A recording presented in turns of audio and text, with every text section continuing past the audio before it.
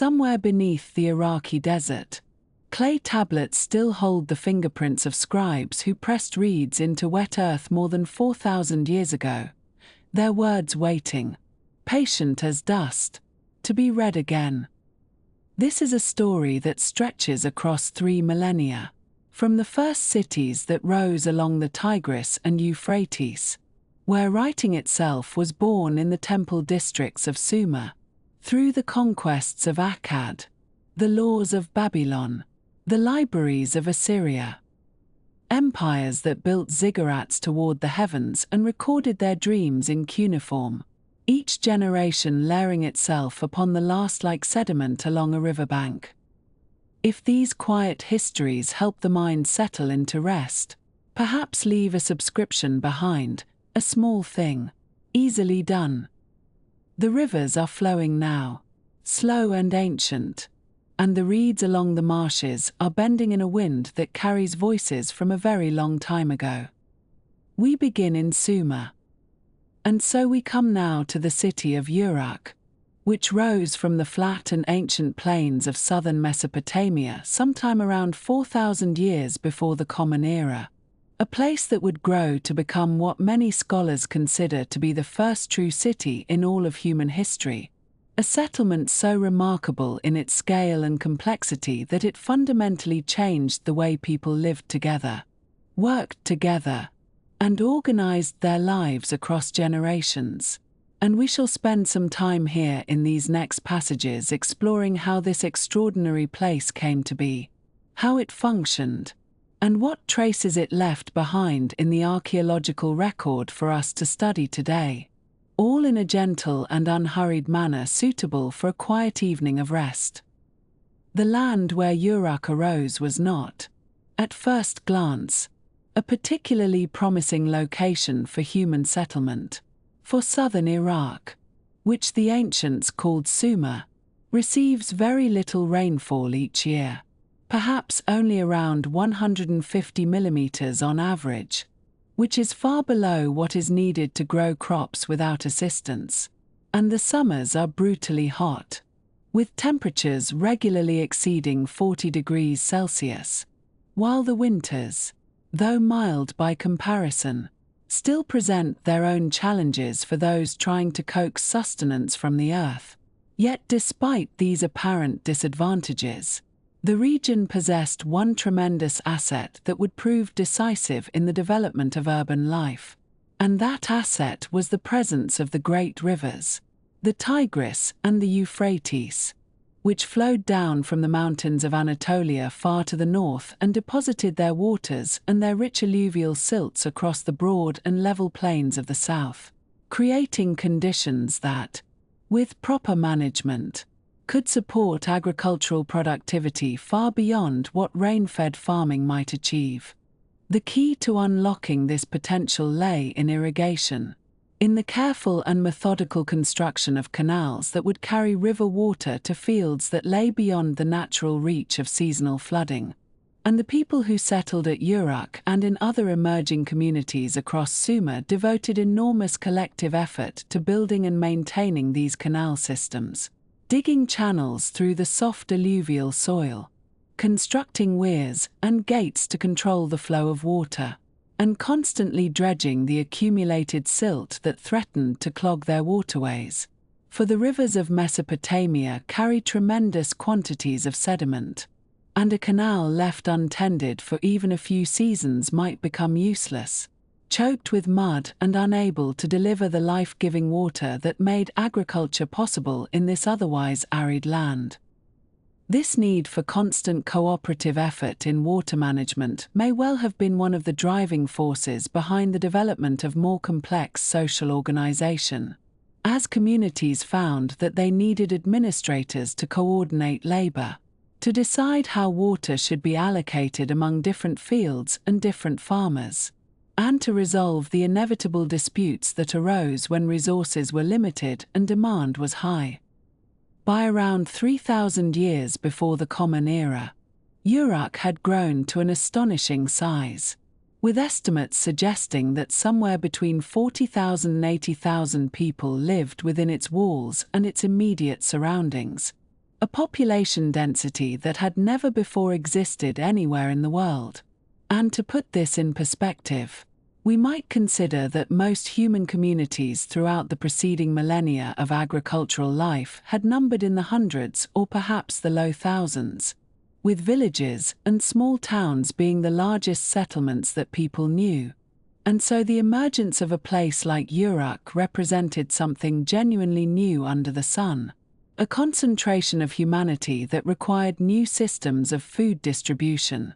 new methods of record-keeping, new hierarchies of authority, and new kinds of specialized work that had not existed before.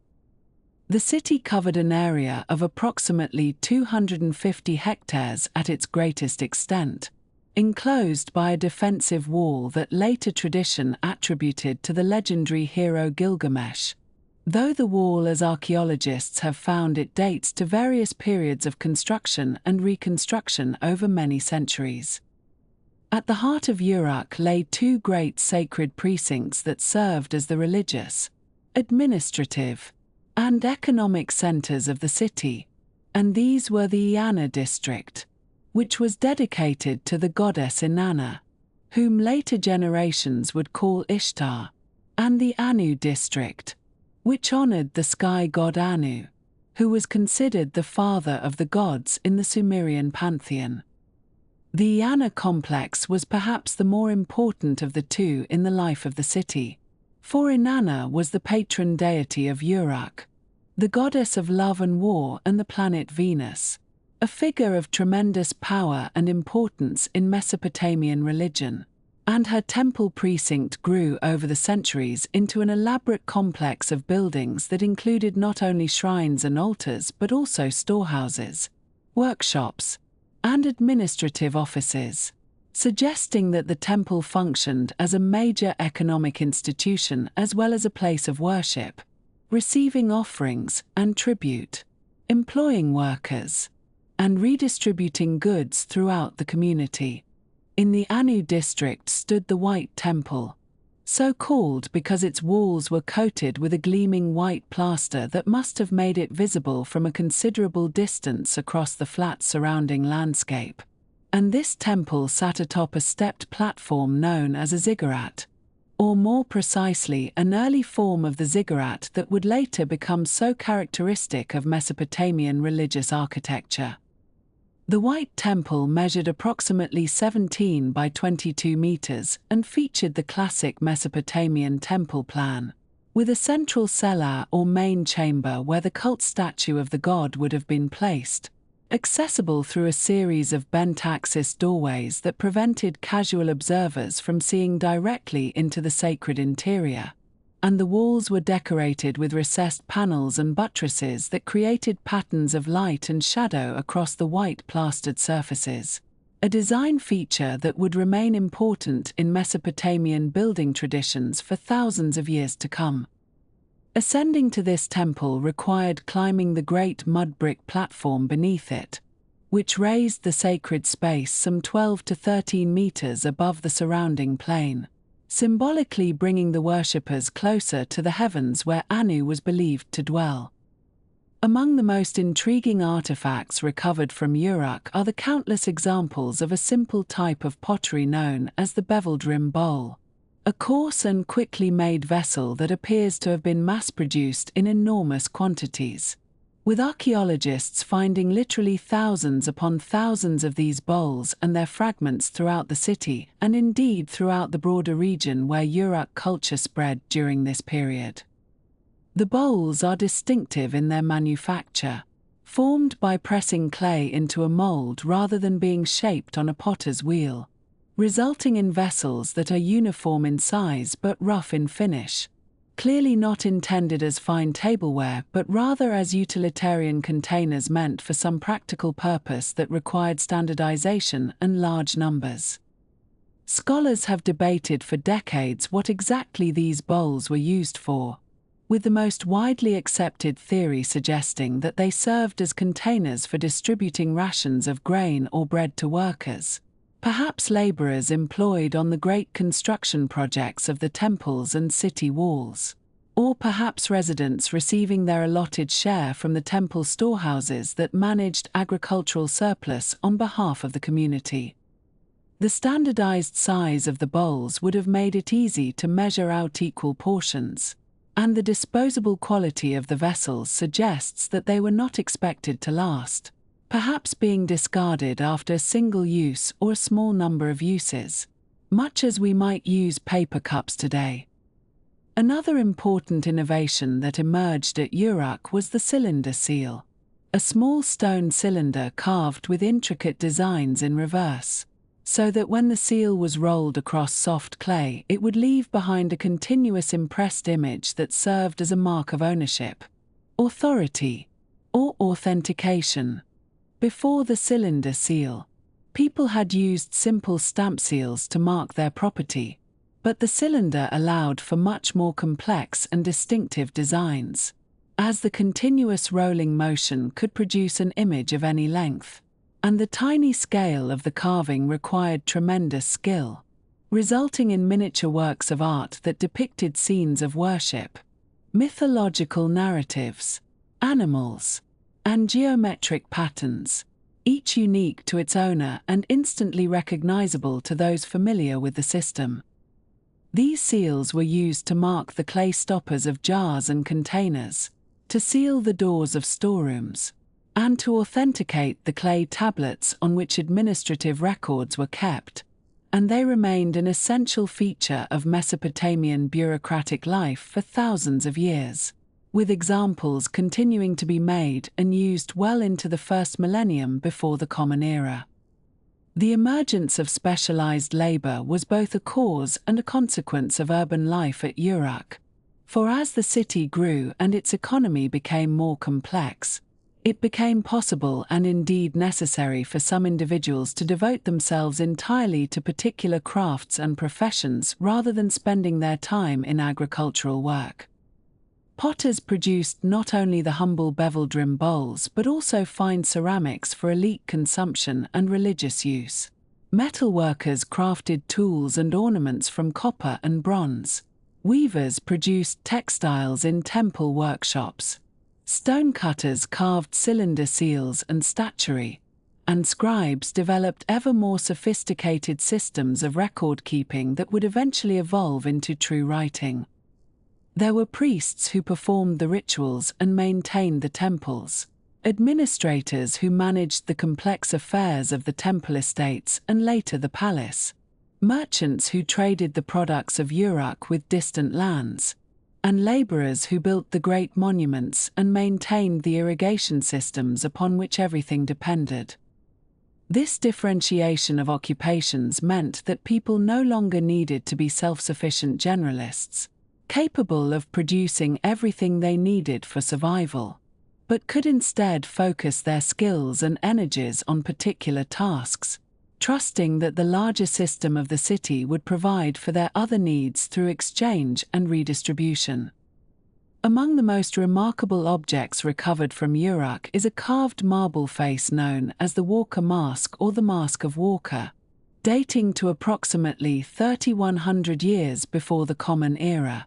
which is considered by many scholars to be the earliest naturalistic sculpture of a human face yet discovered.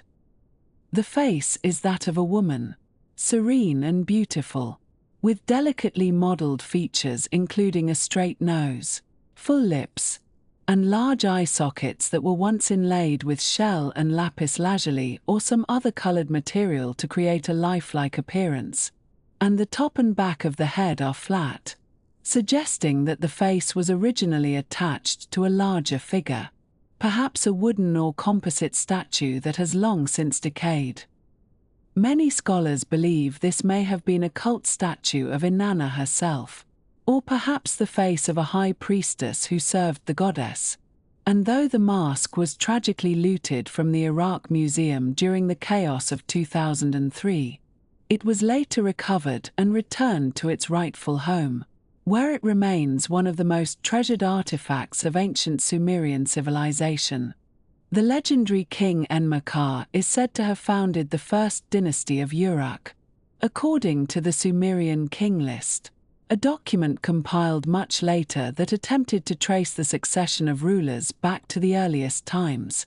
And though we cannot verify the historical existence of En-Makar with certainty, he appears in several Sumerian literary compositions as a great hero and city builder, credited with establishing Uruk's power and engaging in diplomatic and military contests with rival cities, particularly Aratta,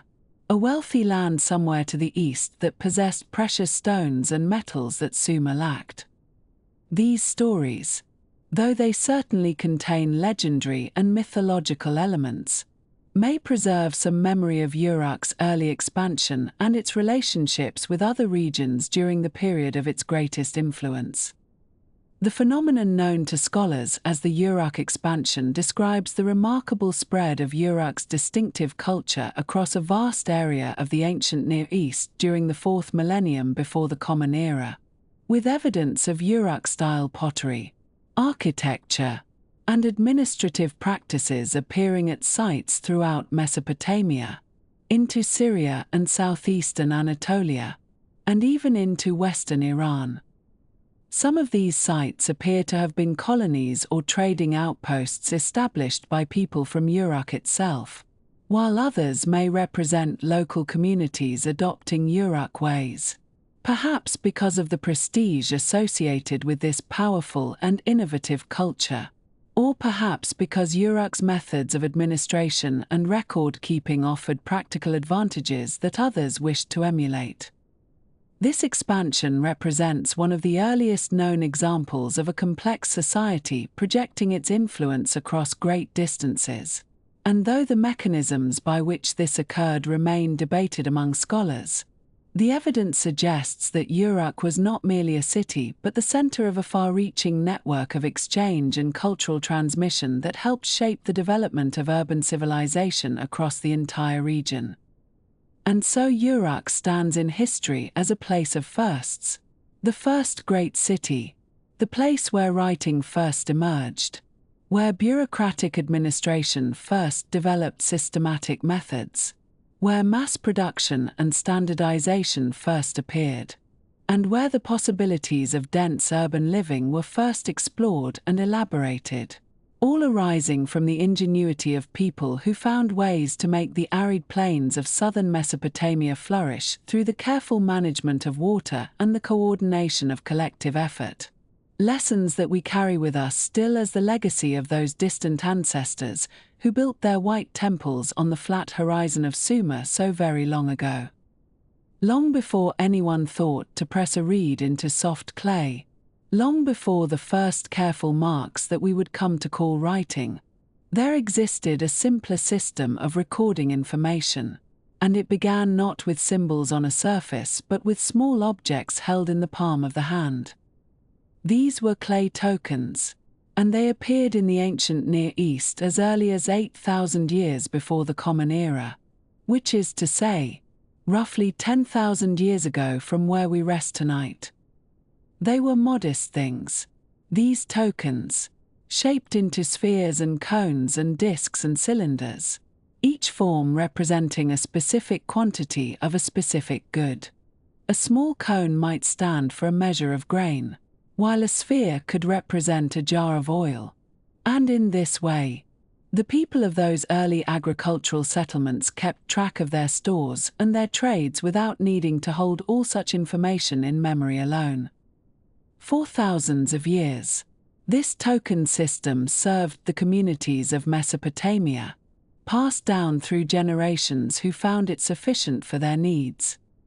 The tokens were sometimes stored in clay envelopes, hollow balls of clay that were sealed shut to prevent tampering, and on the outside of these envelopes, people began to press the shapes of the tokens within, creating impressions that showed at a glance what was contained inside without breaking the seal. This practice, so practical and so quiet in its origins, would prove to be one of the most important developments in all of human history, though no one living at the time could have known what seeds they were planting. By around 3,400 years before the Common Era, in the great city of Uruk in southern Mesopotamia, Something new had emerged from this tradition of pressing shapes into clay. Rather than using the tokens themselves to make impressions, scribes began to draw pictures of the objects they wished to record, and these drawings, simplified and stylized, became the first pictographs. A picture of a head meant head. A picture of a bowl meant food or to eat. A picture of a foot meant to walk or to stand. And so the earliest writing was born not from a desire to record poetry or tell stories, but from the practical necessity of keeping track of grain and livestock, of recording how many jars of beer were owed and how many sheep had been counted into the temple stores. The tablets from this period at Uruk, which scholars call the archaic texts, number in the thousands, and they reveal to us a world deeply concerned with administration and accounting. These are not dramatic proclamations or sacred hymns, but rather lists upon lists, inventories and receipts, tallies of barley distributed to workers and counts of animals belonging to the temple estates. The writing upon them is pictographic, meaning that the signs still bear recognizable resemblance to the objects they represent, and they are often accompanied by numerical notations that tell us quantities and measures. There is something rather soothing in contemplating these early records, these careful accountings of daily life that have survived across 5,000 years, reminding us that human beings have long found comfort in organization and order, in knowing what is where and how much of it there is. As the centuries passed, the pictographs began to change. The signs became more abstract, losing their pictorial quality and transforming into patterns of wedge-shaped impressions that no longer looked much like the objects they originally depicted. This transformation was gradual, occurring over hundreds of years, and it was driven in part by the tools and materials that the scribes used. The writing instrument was a stylus cut from a reed, and when this stylus was pressed into soft clay at an angle, it created a mark that was wider at one end than the other, shaped rather like a wedge or a small triangle. It was far easier and quicker to make these wedge impressions than to draw curved lines in clay, and so the script evolved toward efficiency, toward the rapid production of angular marks that could be combined in various ways to represent thousands of different words and concepts. By around 2,600 years before the Common Era, the script had become what we now call cuneiform, from the Latin word cuneus, meaning wedge, and it bore little visual resemblance to the pictographs from which it had descended. The sign for a head no longer looked like a head, and the sign for water no longer looked like waves. But the scribes who learned this system understood the conventions and could read the tablets as easily as you or I might read a page of printed text. There was another curious change that occurred during this period of transformation, and it concerns the orientation of the writing itself. The earliest tablets were written with the signs arranged in vertical columns, read from top to bottom and from right to left, but at some point, scribes began to rotate the tablets 90 degrees, so that the vertical columns became horizontal rows, and the signs themselves were turned on their sides. Scholars believe this change may have been related to the physical act of writing, as it was perhaps more comfortable for a right-hand scribe to work from left to right without smudging the soft clay with the heel of the hand, and so the entire system was quietly reoriented, and generations of scribes learned to read and write in this new configuration without questioning why the signs for certain objects appeared to be lying on their sides. The training of scribes was a serious matter in ancient Mesopotamia, for these were the individuals upon whom the functioning of the temples and palaces and great households depended. The scribal schools were called Edubba in Sumerian, which translates to tablet house, and they were places of rigorous education where young boys, and occasionally girls, spent years learning to read and write the complex cuneiform script. The curriculum was demanding, involving the memorization of long lists of signs and their meanings, the copying of standard texts over and over again until the hand knew the movements without conscious thought, and the study of mathematics and literature and the technical vocabulary needed for various professions. Students would practice on round or lens-shaped tablets, copying out exercises that their teachers would then review and correct. We know something of what daily life was like in these schools from a composition that scholars call School Days, which was itself a text that students copied as part of their training. In this composition, a young student describes his experiences, and they were not always pleasant. He arrives at school and recites his tablet, but he is caned for speaking without permission, caned again for standing up without permission, caned for going through the wrong gate, caned for his poor handwriting, and so on throughout the day, accumulating punishments for a long list of minor infractions.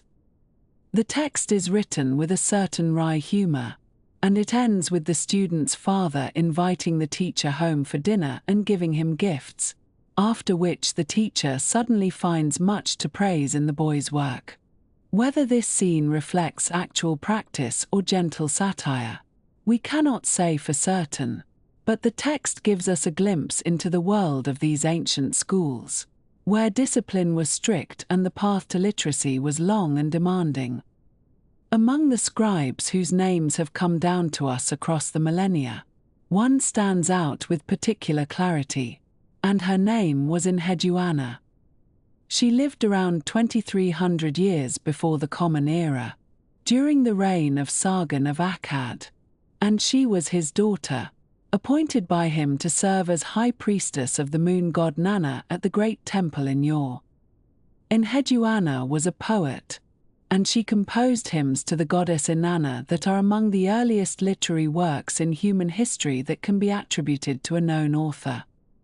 Her voice comes to us across 43 centuries, speaking of divine power and personal devotion, and her words were copied and recopied by generations of scribes who recognized their beauty and importance. She signed her name to her works, claiming authorship in a way that was unusual for her time, and in doing so, she became the first author in world history whose name we know. Another scribe whose name survives is Shinleku Nini, who lived over 1,000 years after Enheduanna, during the Middle Babylonian period around 1200 years before the Common Era. He is credited with compiling and editing the standard Babylonian version of the Epic of Gilgamesh, gathering together older Sumerian tales about the legendary king and weaving them into a unified narrative that would become one of the great literary masterpieces of the ancient world. Whether Shinleku Nini composed new portions of the epic or simply organized and refined existing material, we cannot say with certainty, but his name was associated with the text in antiquity, and he was remembered as a master of his craft. The tablets that these scribes produced, and the countless others whose names are lost to us, were stored in archives and libraries throughout Mesopotamia, and some of these collections have survived in remarkable quantity. At the site of ancient Nippur, in what is now southern Iraq, archaeologists have recovered approximately 30,000 cuneiform tablets, a staggering number that speaks to the importance of this city as a center of learning and religious activity. Nippur was home to the great temple of Enlil, chief of the gods in the Sumerian pantheon, and it maintained scribal schools and archives for thousands of years. The tablets from Nippur include administrative records, letters, contracts, literary compositions, hymns, prayers, mathematical texts, medical texts, and much else besides, providing scholars with an enormous body of material for understanding Mesopotamian civilization. One of the more fascinating aspects of studying these ancient tablets is that we can sometimes identify individual scribes by their handwriting, just as we might recognize the distinctive penmanship of a friend or family member today. Each scribe developed personal habits in the way they formed certain signs, held their stylus, and spaced their lines, and these idiosyncrasies are visible in the clay, preserved for millennia. Scholars who work closely with collections of tablets from a single archive can sometimes group tablets together based on handwriting and can even track the work of individual scribes over time, watching as their skills developed from the uncertain efforts of a student to the confident productions of a master. The cuneiform script, which had been developed to write the Sumerian language, proved to be remarkably adaptable, and over the centuries, it was borrowed and modified to write many other languages of the ancient Near East. When the Akkadian-speaking peoples rose to prominence under Sargon and his successors, they adapted cuneiform to record their own Semitic language, which was quite different in structure from Sumerian. The script worked well enough for this purpose, though it required some adjustments, and Akkadian written in cuneiform became the dominant language of Mesopotamia for nearly 2,000 years, eventually splitting into the dialects known as Babylonian and Assyrian. But the spread of cuneiform did not stop at the borders of Mesopotamia. To the east, the Elamites, who lived in what is now southwestern Iran, adopted cuneiform to write their own language, which was unrelated to either Sumerian or Akkadian. Far to the north, in Anatolia, the Hittites used cuneiform to record their Indo-European language, creating archives that would eventually be discovered at their capital of Hattusa. The Hurrians, the Urartians, and other peoples of the ancient Near East all made use of this versatile script, adapting it to their own linguistic needs. By the Late Bronze Age, from roughly 1600 to 1200 years before the Common Era, cuneiform had become the international script of diplomacy and trade, used for correspondence between the great kings of Egypt, Babylon, Assyria, the Hittite Empire, and the smaller kingdoms in between. The famous Amarna letters, found in Egypt, are written in Akkadian cuneiform, demonstrating that even the pharaohs communicated in this Mesopotamian medium when dealing with their peers abroad.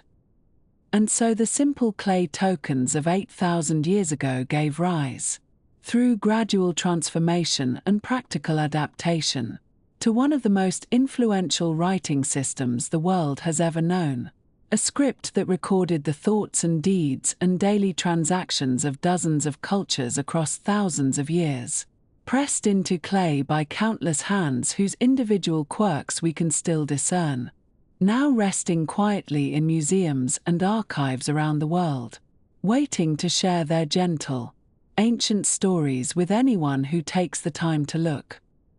And so we come now to one of the most remarkable figures in all of ancient history, a man whose life story has been told and retold for more than 4,000 years, a man who rose from the humblest of origins to create what many scholars consider the first true empire the world had ever seen, and whose name, Sargon of Akkad, would echo through the centuries as a model for kings and conquerors long after his own era had passed into memory and then into legend. The story of Sargon's birth and early life comes to us wrapped in layers of myth and royal propaganda, and we cannot be entirely certain how much of it reflects historical truth and how much was crafted later to emphasize the seemingly miraculous nature of his rise to power. But the tale itself is worth telling simply for its remarkable parallels to other foundational stories that would emerge in later civilizations. Stories of special children saved from water, destined for greatness despite their obscure beginnings. According to the legend as it was recorded on cuneiform tablets, Sargon's mother was a high priestess, a woman of elevated religious status who was not permitted by the customs of her office to bear children, and so when she found herself with child, she faced a terrible predicament,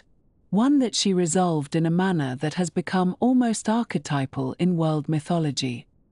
The legend tells us that she placed her newborn son in a basket made of rushes, and she sealed it with bitumen, that natural tar-like substance that seeped up from the earth in Mesopotamia and was used for waterproofing boats and buildings alike. And then she set this basket upon the waters of the Euphrates River and let the current carry it away, entrusting her child to the mercy of the river and whatever fate might await him downstream. The basket floated along the great river, past fields of barley and groves of date palms, past the mud-brick houses of farmers and fishermen, until it was discovered by a man named Akkad, who was a gardener, a tender of orchards and irrigation channels, and who drew the basket from the water and found within it a living infant boy whom he chose to raise as his own. And so young Sargon grew up among fruit trees and vegetable plots, learning the patient work of cultivation, the timing of planting and harvest, the management of water through channels and ditches, all the quiet skills of agricultural life in the river valley. And there seemed nothing in these humble circumstances to suggest that this foundling child would one day rule over the greatest realm the world had yet known. But fate, or ambition, or some combination of the two, had other plans for the gardener's adopted son, and somehow, through means that the ancient texts do not fully explain to us, Sargon came to serve in the court of King Yorzababa of Kish, one of the important Sumerian city-states of that era, and there he rose to the position of cupbearer, which despite its domestic-sounding title was actually a post of considerable trust and intimacy, for the cupbearer had regular access to the king's person and was responsible for ensuring that the royal drink was not poisoned. To be a cupbearer was to be close to power,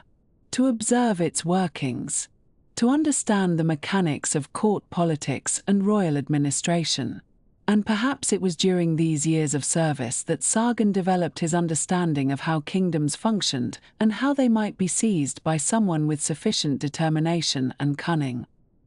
The details of how Sargon broke from his service to Yorzababa and began his own path to power are not entirely clear from the surviving records. But we know that by approximately 2334 BCE, or thereabouts according to the most widely accepted chronologies, Sargon had established himself as a force to be reckoned with, and he was ready to challenge the most powerful ruler in all of Sumer. That ruler was Lugal-Zaggisi of Uruk, whom we have encountered before in our earlier discussions, the ambitious king who had managed to unite the various city-states of Sumer under his dominion, creating a realm that stretched, as he proudly proclaimed, from the lower sea to the upper sea, from the Persian Gulf in the south to the Mediterranean in the north. Lugal-Zaggisi had accomplished something unprecedented, bringing together cities that had squabbled and competed for generations. And he must have felt quite secure in his achievement, quite confident that his unified Sumerian kingdom would endure. But Sargon had other ideas, and when the two forces met in battle, it was Sargon and his Akkadian warriors who emerged victorious, and Lugal-Zaggisi himself was captured and brought before his conqueror in chains. According to later traditions, Sargon led Lugal-Zaggisi in a collar and paraded him before the gate of the temple of Enlil at Nippur, displaying the defeated king to the gods and to the people alike, demonstrating in the most visceral way possible that power had shifted, that a new order had begun. And with this victory, Sargon did not simply take over the kingdom that Lugal-Zaggisi had built, but rather expanded upon it dramatically, creating something larger and more administratively sophisticated than anything that had come before, something that scholars today recognize as the first genuine empire in human history. A multi-ethnic realm held together not just by military force but by administrative structures and ideological claims to universal dominion. Sargon established his capital at a city called Akkad,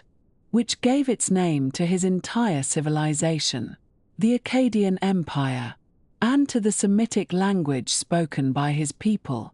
which we now call Akkadian and which would remain the primary language of Mesopotamian administration and diplomacy for nearly 2,000 years. But here we encounter one of the most tantalizing mysteries of ancient Mesopotamian archaeology, for despite all our searching, despite decades of excavations throughout Iraq and Syria, the city of Akkad itself has never been found. We know it existed. We have abundant textual references to it. We know it was somewhere in central Mesopotamia, probably along the Euphrates River, somewhere in the region where that river approaches most closely to the Tigris, but its exact location remains unknown, its ruins buried perhaps beneath the accumulated sediments of millennia, waiting to be discovered by some future generation of archaeologists. From his capital at Akkad, Sargon launched military campaigns that extended his power far beyond the traditional boundaries of Mesopotamian influence. He marched his armies to the northwest, into regions that the Mesopotamians called the Cedar Forest, which corresponds to the mountain slopes of modern Lebanon where the famous cedars of Lebanon grew, those tall and aromatic trees whose timber was so prized for construction in a land where large trees were scarce. He campaigned also into the Silver Mountains, which we identify with the Taurus Range in what is now southern Turkey, where silver and other metals could be obtained through trade or tribute. These expeditions were not merely displays of military prowess, though they were certainly that as well, but were part of a deliberate policy to secure access to resources that Mesopotamia itself lacked, the timber and stone and metals that had to be imported from surrounding highlands. The administrative innovations that Sargon introduced were perhaps as significant as his military conquests, for they helped to hold together a realm that encompassed diverse peoples speaking different languages and following different local traditions.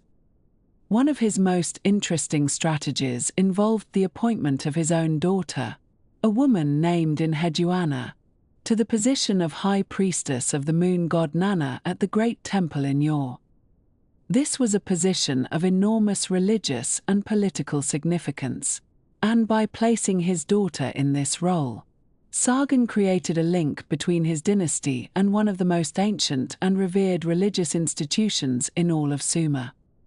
Enheduanna herself was a remarkable figure, and she is considered by many to be the earliest author in human history whose name we know,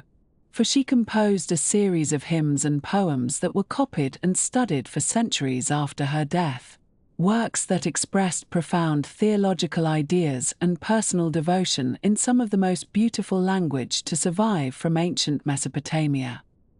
Sargon also appointed Akkadian-speaking governors to administer the various cities of his empire, replacing local dynastic rulers with men who owed their positions directly to him, creating a more centralized system of control than the Sumerians had known in their era of independent city-states. He worked to standardize weights and measures throughout his realm, ensuring that a shekel of silver or a bushel of grain meant the same thing whether you were in Akkad or Ur or Mari, facilitating trade and taxation alike. These might seem like dry administrative details, but they represent a fundamental shift in how political power could be organized and maintained over large areas, and they established precedents that would be followed by empires for millennia to come. The Akkadian Empire that Sargon founded would last for approximately 180 years, through the reigns of his sons and grandsons and their successors, reaching its greatest extent under his grandson Naram-Sin, who took the remarkable step of declaring himself a god, a living deity ruling over mortals. But empires, even the mightiest of them, do not last forever, and the Akkadian Empire eventually fell, sometime around 2154 BCE according to the chronology most scholars accept, though the exact dates remain subject to ongoing scholarly discussion. The causes of the empire's collapse have been much debated, and we are fortunate to have a remarkable literary text from ancient Mesopotamia that reflects on this catastrophe, a work known today as the Curse of Akkad. This text, composed somewhat later than the events it describes, tells how Naram-Sin offended the god Enlil by attacking and plundering his temple at Nippur, and how in response the gods cursed the city of Akkad and sent against it the Gushans, a mountain people from the Zagros ranges to the east, who descended upon the empire like a swarm and brought it to ruin. The text describes in vivid and terrible detail the desolation that befell Akkad, how its fields became barren, how its canals filled with silt, how its people scattered, how the city that had been the center of the world became a place of ghosts and silence. Now, while we might be tempted to dismiss this as mere mythology, as the ancient people's way of explaining historical catastrophe in religious terms, modern science has provided a fascinating potential context for these events. Climate researchers studying sediment cores and other geological evidence have identified a significant climate event that occurred around 2200 BCE, sometimes called the 4.2 kilo-year event because it occurred approximately 4,200 years before the present. This event appears to have involved a significant shift in rainfall patterns across a broad swath of the Near East and beyond, leading to prolonged drought in some regions and disruption of the agricultural systems upon which civilizations depended. It is quite possible, even likely, that this climate shift played a role in weakening the Akkadian Empire, making it vulnerable to internal unrest and external attack, and perhaps explaining why the Gushans, themselves possibly displaced by changing conditions in their mountain homeland, were able to overwhelm the imperial defenses. Among the most haunting artifacts to survive from this era is a bronze head discovered at Nineveh in northern Iraq, a life-sized sculpture of remarkable artistic sophistication depicting a bearded man wearing an elaborate hairstyle or headdress. The eyes of this head were originally inset with precious materials that have long since been removed, giving the face an eerie hollow gaze, and one ear shows deliberate damage that may have been inflicted in antiquity, perhaps when an enemy sought to symbolically mutilate the image of a hated ruler. Scholars have long debated whom this head represents, with some arguing that its style suggests it depicts Sargon himself, while others believe it more likely portrays his grandson Naram-Sin, and we may never know with certainty which interpretation is correct. But whoever the subject may have been, the head stands as eloquent testimony to the artistic achievements of the Akkadian period and to the personalities who shaped this first great empire. And so Sargon of Akkad, the baby in the basket,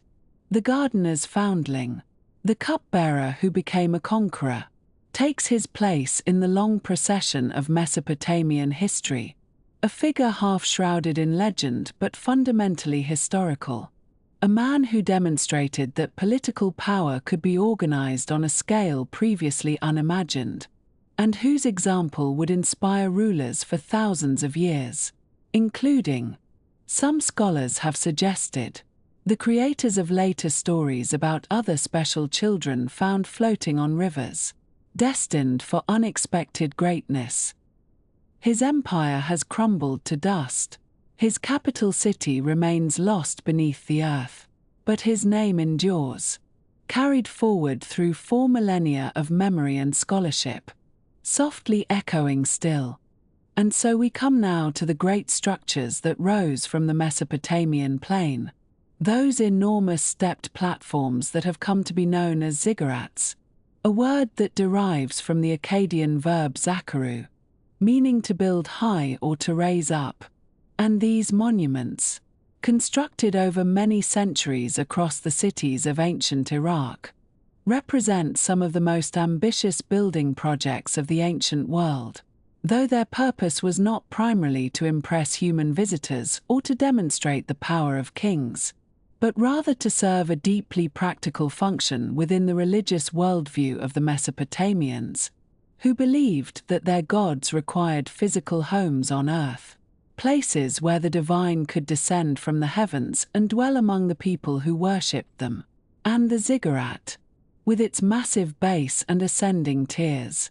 was conceived as something like a cosmic mountain, a raised platform that bridged the gap between the earthly realm and the celestial sphere, creating a meeting point where humans and gods could interact in the most literal and tangible sense.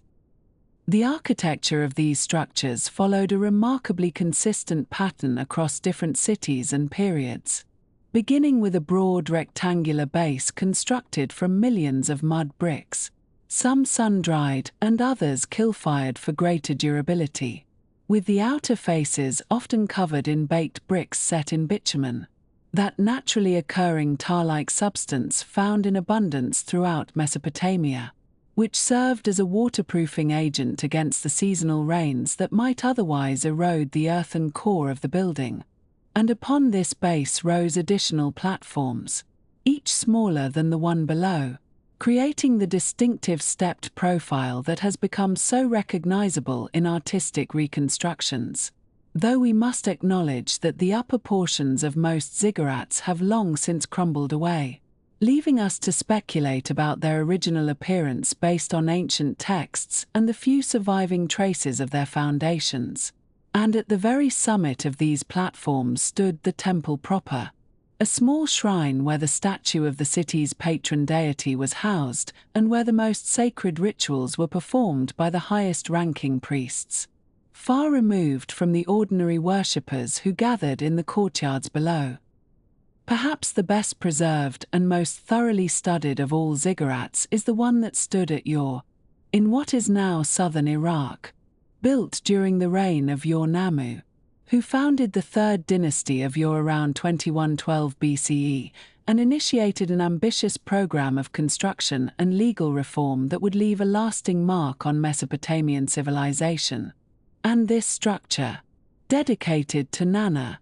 the moon god who served as the patron deity of Ur, originally measured approximately 64 meters in length and 46 meters in width at its base, dimensions that might seem modest compared to the Great Pyramids of Egypt, but which nonetheless required an enormous investment of labor and materials. With the core constructed of mud bricks and the outer shell consisting of baked bricks carefully laid in courses,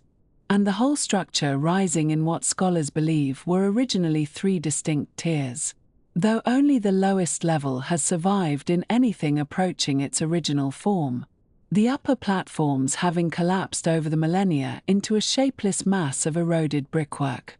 The ziggurat at Ur was approached by 3 great staircases, one ascending directly from the front and 2 others rising at angles from the corners, and these staircases converged at a gateway between the first and second platforms, from which point a single stairway continued upward to the temple at the summit. And this arrangement created a processional route that would have been used during festivals and religious ceremonies, when priests carrying offerings would ascend the stairs in solemn procession, climbing ever higher toward the dwelling place of the moon god, while the ordinary people of Ur watched from the ground below, witnessing the approach of their religious leaders toward the divine presence that resided at the top. And though we cannot know precisely what rituals took place in the upper temple, we can imagine the sense of awe and reverence that must have attended these occasions, the feeling of connection to something vast and powerful that transcended the everyday concerns of agricultural life and commercial activity. In the 1980s, during the rule of Saddam Hussein, portions of the ziggurat at Ur were reconstructed, with new brickwork added to the ancient facade in an attempt to restore something of its original appearance. And this reconstruction, while controversial among archaeologists who worried about the distortion of the historical record,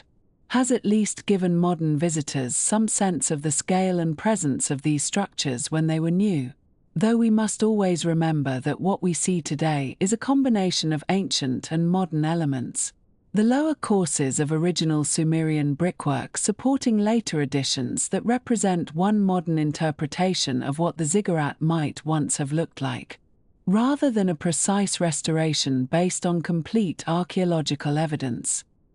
The religious beliefs that gave rise to these structures were grounded in a view of the gods as powerful but fundamentally physical beings who required material sustenance and care, much like human kings or wealthy householders. And the temples that crowned the ziggurats and stood throughout the cities of Mesopotamia were understood not as symbolic spaces for contemplation, but as actual homes where the gods resided, eating and drinking and sleeping and requiring the attentions of their servants, who in this case were the priests and priestesses dedicated to their service, and each day the statue of the god, which was believed to be inhabited by the divine presence in some mystical sense, would be awakened with prayers and hymns, washed and dressed in fine garments, presented with meals of bread and beer and meat and fruits, and attended to with all the ceremony befitting a royal personage. And these rituals were not optional or merely traditional but were considered essential for maintaining the goodwill of the deity and ensuring the continued prosperity of the city. The Mesopotamian pantheon was organized into a hierarchy that reflected, in many ways, the hierarchical structure of Mesopotamian society itself, with the great gods at the top holding authority over the lesser deities below them, and at the very summit of this divine order stood An, whose name simply means sky or heaven in the Sumerian language, the primordial father of the gods who represented the vast dome of the heavens arching over the earth, distant and somewhat remote from human affairs, the ultimate source of divine authority but not typically involved in the day-to-day governance of the cosmos, and beneath him in the divine hierarchy came Enlil, the god of wind and air and breath, who held the tablets of destiny and exercised active authority over the world, determining the fates of nations and individuals, rewarding the pious and punishing the wicked, and whose great temple at Nippur served as a kind of religious capital for all of Sumer, a place where kings sought legitimacy and where the decisions of the gods were thought to be made known to humanity. Alongside these figures of cosmic authority stood Enki, known as Ea in the later Akkadian tradition, the god of fresh water and wisdom and magic, whose domain was the Abzu, the freshwater ocean believed to exist beneath the earth from which springs and rivers emerged. And Enki was particularly beloved for his cleverness and his generally benevolent attitude toward humanity, appearing in many myths as a helper and protector of human beings, someone who used his intelligence to solve problems and who even, in some stories, warned favored mortals of impending catastrophes so that they might save themselves. And his cult center at Eridu, one of the oldest cities in southern Mesopotamia, was considered the first city founded by the gods and the place where civilization itself began. Among the most dynamic and complex figures in the Mesopotamian pantheon was Inanna,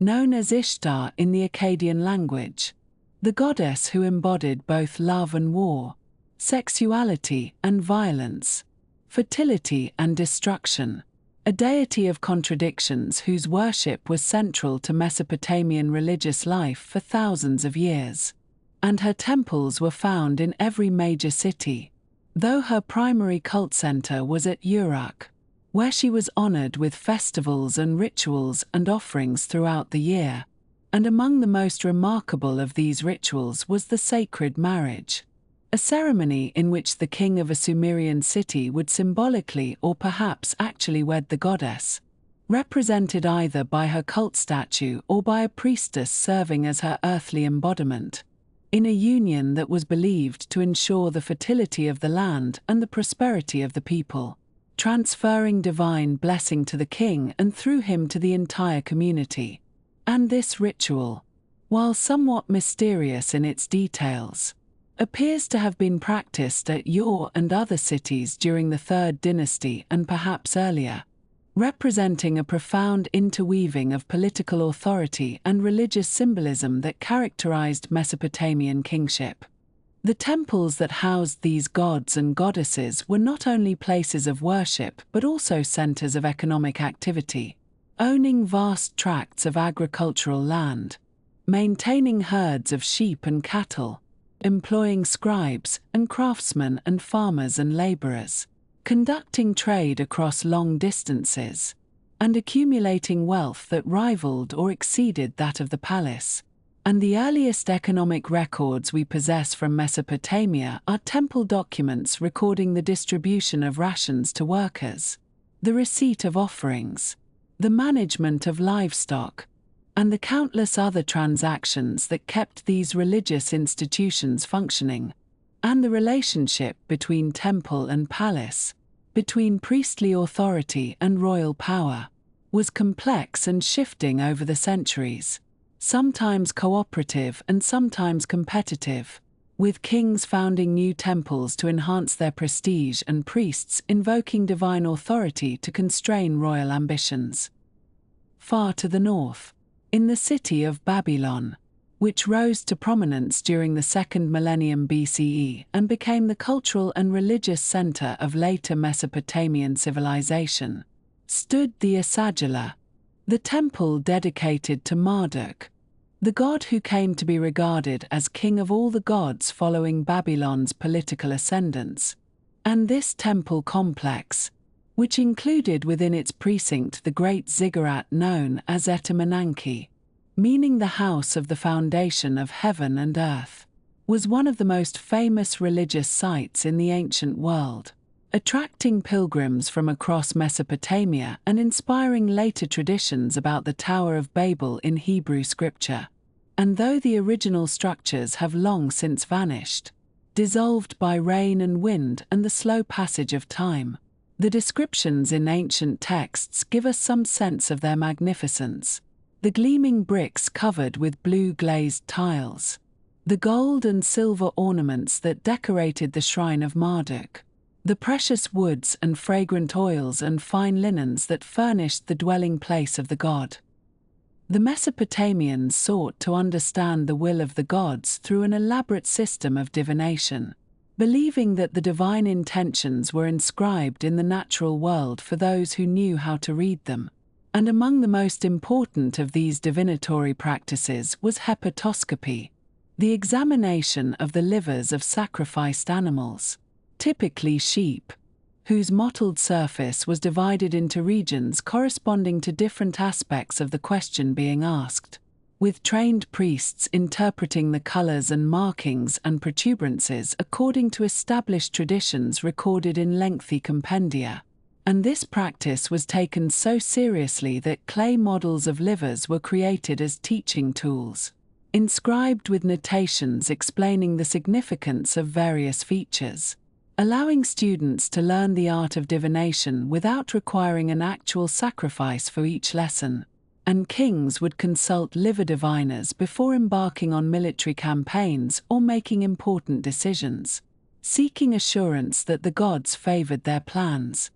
Alongside hepatoscopy, the Mesopotamians developed sophisticated systems of astrology, observing the movements of the planets and the appearance of celestial phenomena such as eclipses and comets, recording their observations over centuries and correlating them with earthly events to build up a body of predictive lore that could be consulted by later generations. And these astronomical records, inscribed on clay tablets and stored in temple archives, represent some of the earliest scientific observations in human history, even though their purpose was fundamentally religious, an attempt to discern the messages that the gods were writing across the night sky. And dreams too were understood as communications from the divine realm, subject to interpretation by specialists who could decode their symbolic language and reveal the warnings or promises hidden within them. Among the many myths that expressed Mesopotamian religious beliefs was the story of Etana, a legendary king of Kish who appears in the Sumerian king list as one of the earliest rulers after the Great Flood. And this king, we are told, had no heir, which meant that his dynasty would end with his death and his city would lack proper leadership. And so Etana sought the plant of birth, a magical herb that would allow his wife to conceive and bear him a son. But this plant grew only in heaven, far beyond the reach of any mortal. And so Etana made a bargain with an eagle, a creature that had been imprisoned in a pit by the gods for betraying a serpent with whom it had sworn friendship. And in exchange for freeing the eagle, Etana was carried up into the sky on its back, rising higher and higher until the earth below appeared no larger than a garden plot. And though the story as we have it is fragmentary and its ending uncertain, it expresses the Mesopotamian sense of the vast distance between the human and divine realms, and the dangerous ambition of those who would seek to bridge that gap, climbing the stairways to heaven in search of gifts that belonged properly to the gods. And so the Ziggurats rose from the flat Mesopotamian plain, their stepped platforms ascending toward the heavens, their temples waiting to receive the gods who might descend to dwell among their worshippers. And the priests went about their daily rounds, feeding and clothing the divine images, reading the signs inscribed in livers and stars and dreams, maintaining the cosmic order that kept the world in balance, while the ordinary people of Sumer and Akkad and Babylon lived their lives in the shadow of these great structures, comforted perhaps by the knowledge that their gods were near, housed in temples of brick and bitumen, watching over their cities from platforms raised high above the rooftops, stairways to heaven built by human hands. And so we come now to what is perhaps the most remarkable literary treasure to emerge from the ancient lands between the rivers, a story so old that it predates the earliest books of the Hebrew Bible by more than 1,000 years, and yet speaks to concerns that feel as immediate and as tender as anything written in our own age. This is the Epic of Gilgamesh, often described as the oldest surviving work of great literature, a sprawling narrative poem that wrestles with friendship and loss, with the fear of death and the quiet acceptance of mortal limits. And it comes to us across nearly 4,000 years in fragments of clay, pieced together slowly by scholars working in museum basements and dusty archives, revealing line by line a story that once was told in the firelight of ancient Uruk. The hero at the center of this tale, Gilgamesh himself, was in all likelihood a real person, a king who ruled the city of Uruk sometime around 2700 to 2500 BCE, during what we call the early dynastic period of Sumerian civilization. His name appears in the Sumerian king list, that curious document we have spoken of before, which records him as the fifth king of the first dynasty of Uruk, and claims that he reigned for 126 years, a figure that suggests the boundary between history and legend had already begun to blur even in ancient times. Other early texts mention him as well, referring to him as the builder of Uruk's great walls, those massive fortifications that later generations regarded with such wonder that they attributed their construction to a figure of superhuman strength and determination. And so it seems that a real king, perhaps a particularly successful military leader or an ambitious builder, became over the centuries a figure of myth, accumulating stories and attributes until he stood as a symbol of human greatness and human limitation alike. The earliest versions of the Gilgamesh stories were composed in the Sumerian language, and they exist as separate, self-contained poems rather than as a unified epic. These individual tales were copied and recopied in scribal schools, where young students would practice their wedge-shaped marks by reproducing the adventures of the legendary king. Fragments of these Sumerian poems survive today in various collections, including pieces held at Yale University and at the University of Pennsylvania, tablets that scholars refer to simply as the Yale tablet and the Pennsylvania tablet, and these early versions preserve episodes that would later be woven into the grander Akkadian epic, though with interesting differences in detail and emphasis that reveal how the story evolved as it passed from one culture to another, from Sumerian to Akkadian to Babylonian, each generation of poets adding their own interpretations and concerns. The version of the epic that we know best today, the one most often translated and discussed, is what scholars call the Standard Babylonian Version, and it was compiled around 1200 BCE by a scholar priest named Shinleku-Nini, whose name means something like the god Sin is one who accepts my prayer.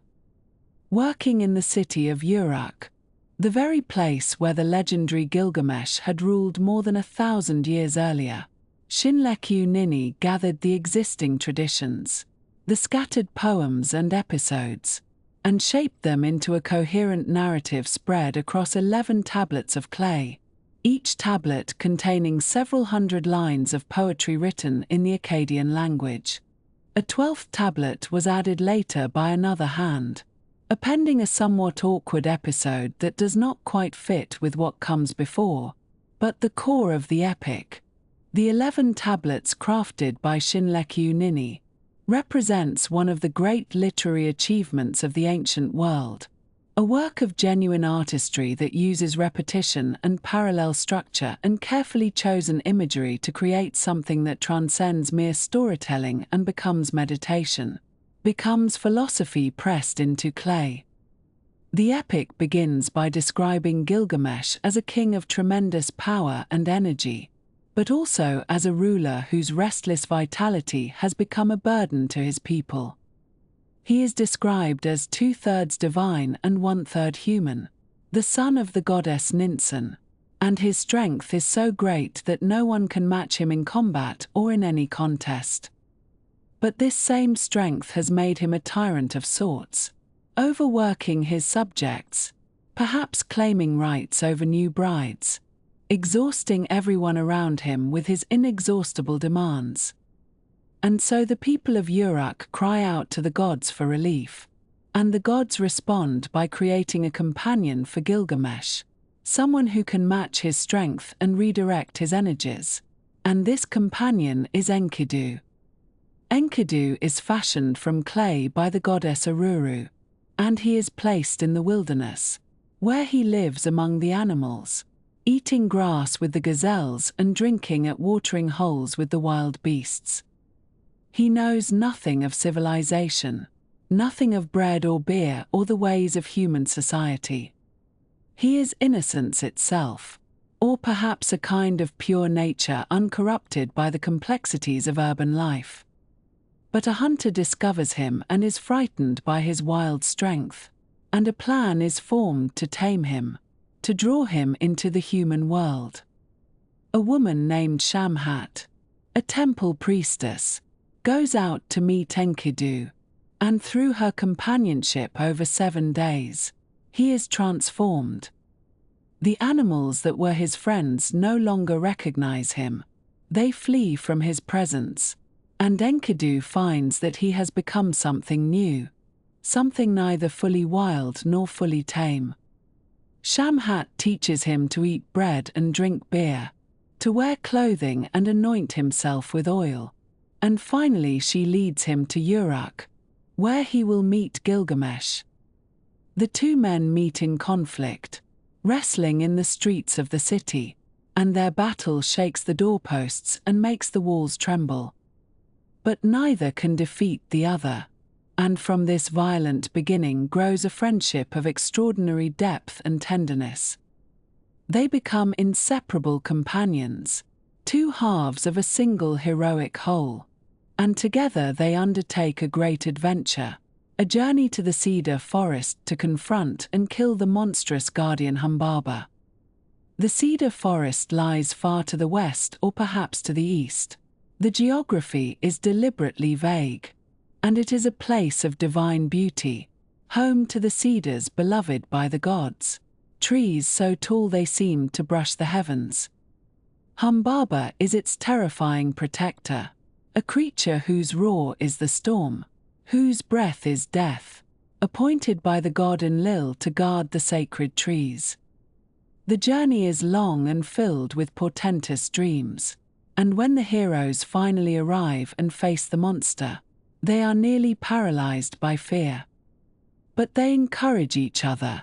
and with divine assistance they defeat Humbaba and cut down the great cedars.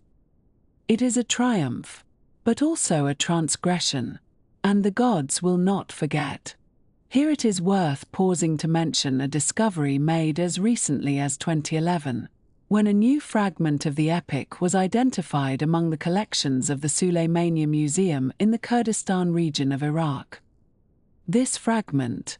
which had been acquired from a local antiquities dealer and was covered in mud when it arrived, turned out to contain previously unknown lines describing the cedar forest. And what these lines revealed was surprising and rather beautiful. The forest, in this telling, was not simply a place of terror and danger, but also a place of extraordinary life and peace, filled with the sounds of monkeys chattering in the branches and birds singing their various songs. This detail transforms our understanding of the episode, suggesting that what Gilgamesh and Enkidu destroy is not merely a monster but an entire ecosystem, a paradise of sorts, and this adds a layer of tragedy and ambiguity to what had seemed like straightforward heroic adventure. After returning to Uruk in triumph, Gilgamesh attracts the attention of the goddess Ishtar, who offers to become his bride. But Gilgamesh rejects her, listing all the lovers she has taken and abandoned, all the creatures she has loved and then destroyed, and Ishtar is furious. She ascends to heaven and demands that her father Anu release the bull of heaven to punish Gilgamesh and devastate Uruk. The great bull descends and causes terrible destruction, its snorting breath opening pits in the earth that swallow hundreds of men. But Gilgamesh and Enkidu together defeat the beast, and Enkidu tears out its haunch and throws it in Ishtar's face, a gesture of contempt that seals his fate. For the gods, meeting in council, determine that someone must die for these accumulated offenses, for the killing of Humbaba and the cedar forest, for the slaughter of the bull of heaven. And the one they choose is Enkidu. He sickens and weakens over 12 days, cursing his fate, regretting the civilization that drew him from the wilderness, and finally he dies, and Gilgamesh is inconsolable. The grief that follows is described with devastating precision, Gilgamesh weeping and wandering, refusing to surrender the body for burial until a maggot drops from Enkidu's nose and he can deny death no longer. This loss transforms the epic from a story of heroic adventure into something deeper and more universal, a meditation on mortality and the search for meaning in the face of certain death. Gilgamesh, confronting for the first time the reality that he too will die, sets out on a journey to find Utnapishtim, the one human being who was granted eternal life by the gods. He travels through darkness, through mountains where the sun passes at night, driven by terror of the death he now knows awaits him. Along the way, in some versions of the text, he encounters a tavern keeper named Sidui, who lives at the edge of the world beside the waters of death. And Sidui offers him advice that stands among the most beautiful and humane passages in all of ancient literature. She tells him that the eternal life he seeks is not for mortals, that the gods have reserved death for humanity and kept life for themselves. Instead, she counsels, Let him enjoy the simple pleasures that are available to him while he lives. Let him eat good food and wear fine clothes. Let him bathe and make himself clean. Let him hold the child who takes his hand. And let him make his wife happy in his embrace. This is the portion of mankind, she says, these small and precious joys. Gilgamesh presses on nonetheless, crossing the waters of death with the ferryman Ushabti, and finally reaching Utnapishtim on the far shore. The immortal man tells Gilgamesh the story of how he survived a great flood sent by the gods to destroy humanity, how he was warned by the god Ea and built a great boat and filled it with his family and the seed of all living creatures, and how after the waters receded and the boat came to rest on a mountain, he sent out birds to find dry land, and how finally the gods granted him and his wife eternal life and placed them here at the edge of the world. This flood story, preserved on what scholars call Tablet 11, would prove to be one of the most significant discoveries in the history of archaeology. In 1872,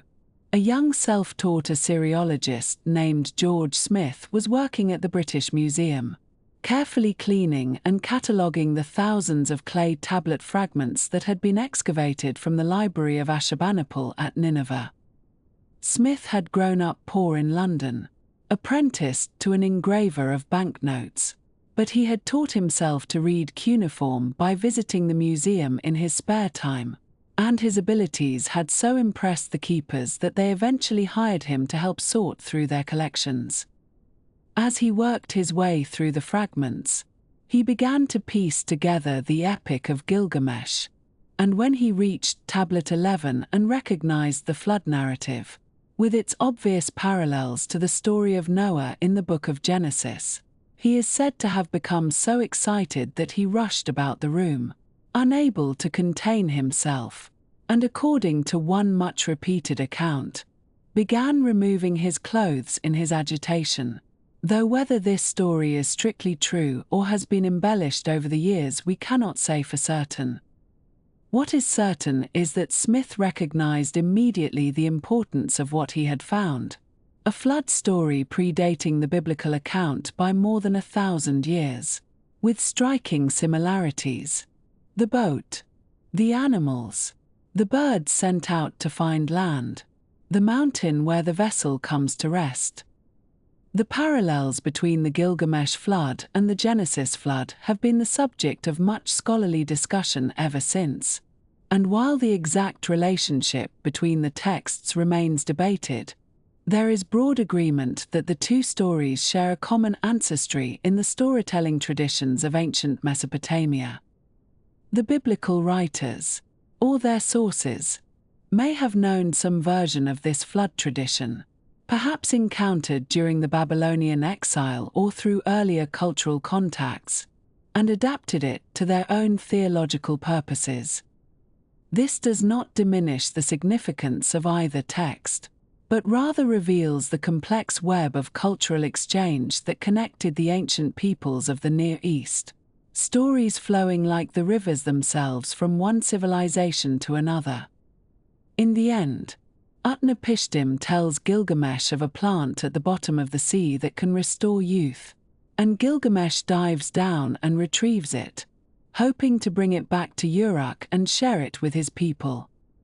But on the journey home, while he bathes in a cool pool, a snake slithers up and eats the plant, shedding its skin as it escapes, and Gilgamesh weeps, for his quest has failed. He returns to Uruk empty-handed, mortal as ever, but the epic ends not with despair but with a quiet turning. Gilgamesh shows the ferryman Ushabti the great walls of Uruk, the walls he built, and in those walls we are meant to understand he has found a kind of immortality after all, not the eternal life of the gods, but the enduring legacy of human achievement, the works we leave behind, the stories that are told of us after we are gone. And so the epic closes as it began, with those same walls, and we are left to rest in the gentle understanding that this is enough. This mortal life with its friendships and losses, its small pleasures and great walls, and we may close our eyes now and let the ancient words settle like silt along the riverbed, slowly, peacefully, carrying us toward sleep. And so we come now to a period of remarkable order and careful administration, a time when the scribes of southern Mesopotamia kept records with such thoroughness that we can still read them today, nearly 4,000 years later. This is the era of the third dynasty of Ur, sometimes written simply as Ur III, and it spans roughly a century, from about 2112 BCE to around 2004 BCE. It is a period that some scholars have called the Sumerian Renaissance, though we should be careful with such grand terms, for what we find here is perhaps less a rebirth than a final flowering, a last great expression of Sumerian culture before the language itself gradually faded from everyday speech and became the preserve of scholars and priests. The dynasty was founded by a man named Ur-Nammu, and like many founders of dynasties, he came to power through military success against an unpopular enemy. For roughly a century before his rise, much of Mesopotamia had been under the influence of the Gutians, a people from the Zagros Mountains to the east whose rule, if we may even call it that, left relatively few traces in the archaeological record. The Sumerian texts describe them in unflattering terms, as people who did not know grain, who did not know houses, who lived in the mountains like wild animals. And while we must be cautious about such characterizations, since they come from their enemies, it does seem that the Gutian period was one of diminished administrative activity and reduced long-distance trade. When Ur-Nammu defeated the Gutians and established his capital at the ancient city of Ur, he was therefore restoring a kind of order that the scribes and administrators of southern Mesopotamia deeply valued. Ur-Nammu was not merely a warrior, however. He was also a builder and a legislator, and it is in this second capacity that he has earned a particular place in the history of human civilization. For it was Ur-Nammu, or possibly his son and successor Shulgi, who issued what is now recognized as the oldest surviving law code in the world. This document, which scholars call the Code of Ur-Nammu, predates the more famous Code of Hammurabi by approximately 300 years, and while it survives only in fragmentary copies, we can still read enough of it to understand its general principles and many of its specific provisions. What strikes many modern readers about the Code of Ur-Nammu is how different it is from the harsh justice we sometimes associate with ancient societies. While the Code of Hammurabi, written 3 centuries later, is famous for its principle of exact retribution, an eye for an eye and a tooth for a tooth, the Code of Ur-Nammu takes a rather different approach for many offenses. If a man knocked out the tooth of another man, he was not required to lose his own tooth in return, but rather to pay a fine of a specified weight of silver. If a man cut off the foot of another man, he paid silver. If a man cut off the nose of another man, he paid silver. The amounts varied according to the severity of the injury, with more serious harms requiring larger payments, but the principle of monetary compensation rather than physical retaliation runs through much of the code. We should not romanticize this too greatly, of course. The code still prescribed the death penalty for serious crimes such as murder, robbery, and adultery, and the fines it specified were substantial enough that a poor man might struggle to pay them, which could result in his falling into debt slavery. Moreover, the code made distinctions between free persons and slaves, and the penalties for harming a slave were considerably lower than those for harming a free person. Still, The emphasis on compensation rather than mutilation does represent a particular approach to justice, one that prioritized making the victim whole, at least in financial terms, over punishing the offender's body. The prologue to the code, though damaged in places, tells us something of how Ur-Nammu wished to be remembered. He established honest weights and measures. He ensured that the orphan was not given over to the wealthy, that the widow was not given over to the powerful, that the man of 1 shekel was not given over to the man of 60 shekels.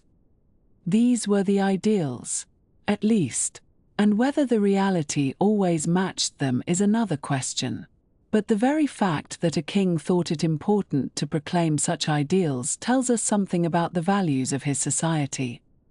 When Ur-Nammu died, around 2095 BCE, he was succeeded by his son Shulgi, and it is under Shulgi that the Ur-3 state reached its greatest extent and its most elaborate administrative complexity. Shulgi ruled for approximately 48 years, an unusually long reign that gave him ample time to develop and refine the bureaucratic systems for which his dynasty is famous.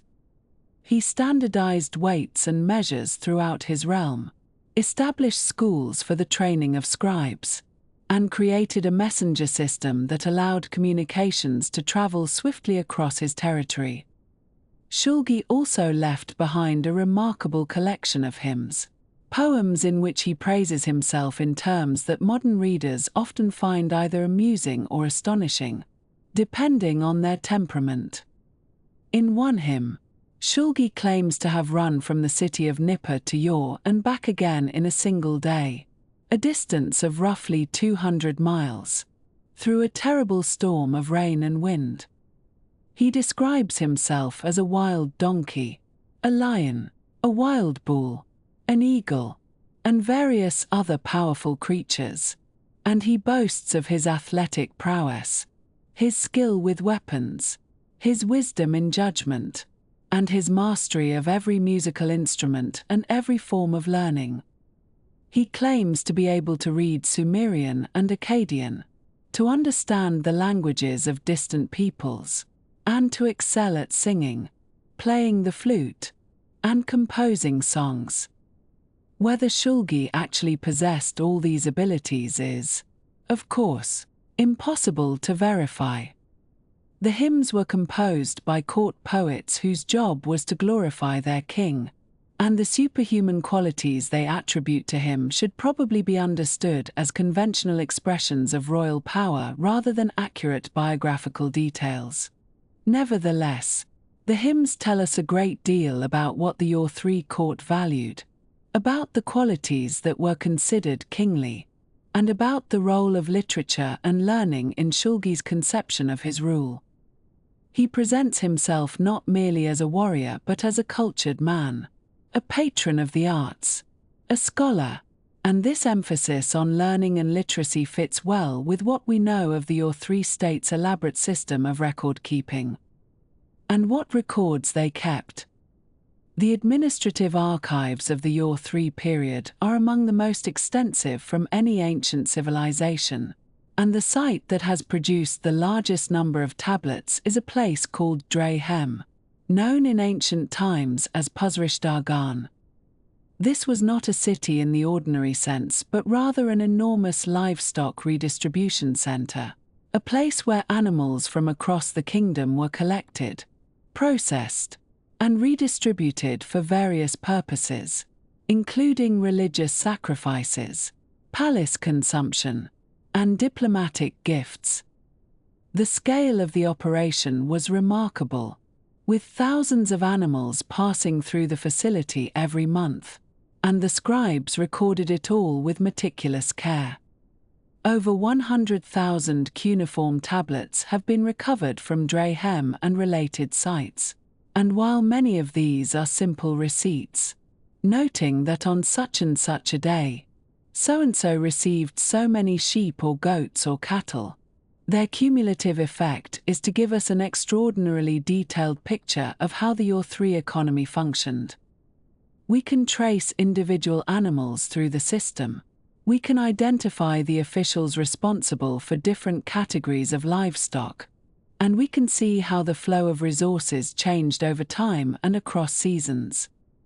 It is, in its own quiet way, a tremendous achievement, this vast archive of bureaucratic records, and it tells us that the Ur-3 state placed an enormous premium on accountability and control. The system by which resources flowed to the center was known as the Bala, a Sumerian word meaning something like rotation or turn. Under this system, the various provinces of the empire took turns contributing to the royal household, sending specified quantities of goods, including livestock, grain, oil, textiles, and other products, on a rotating schedule. Each province knew when its turn would come and what it would be expected to provide, and the central administration kept careful track of what had been received and what was still owed.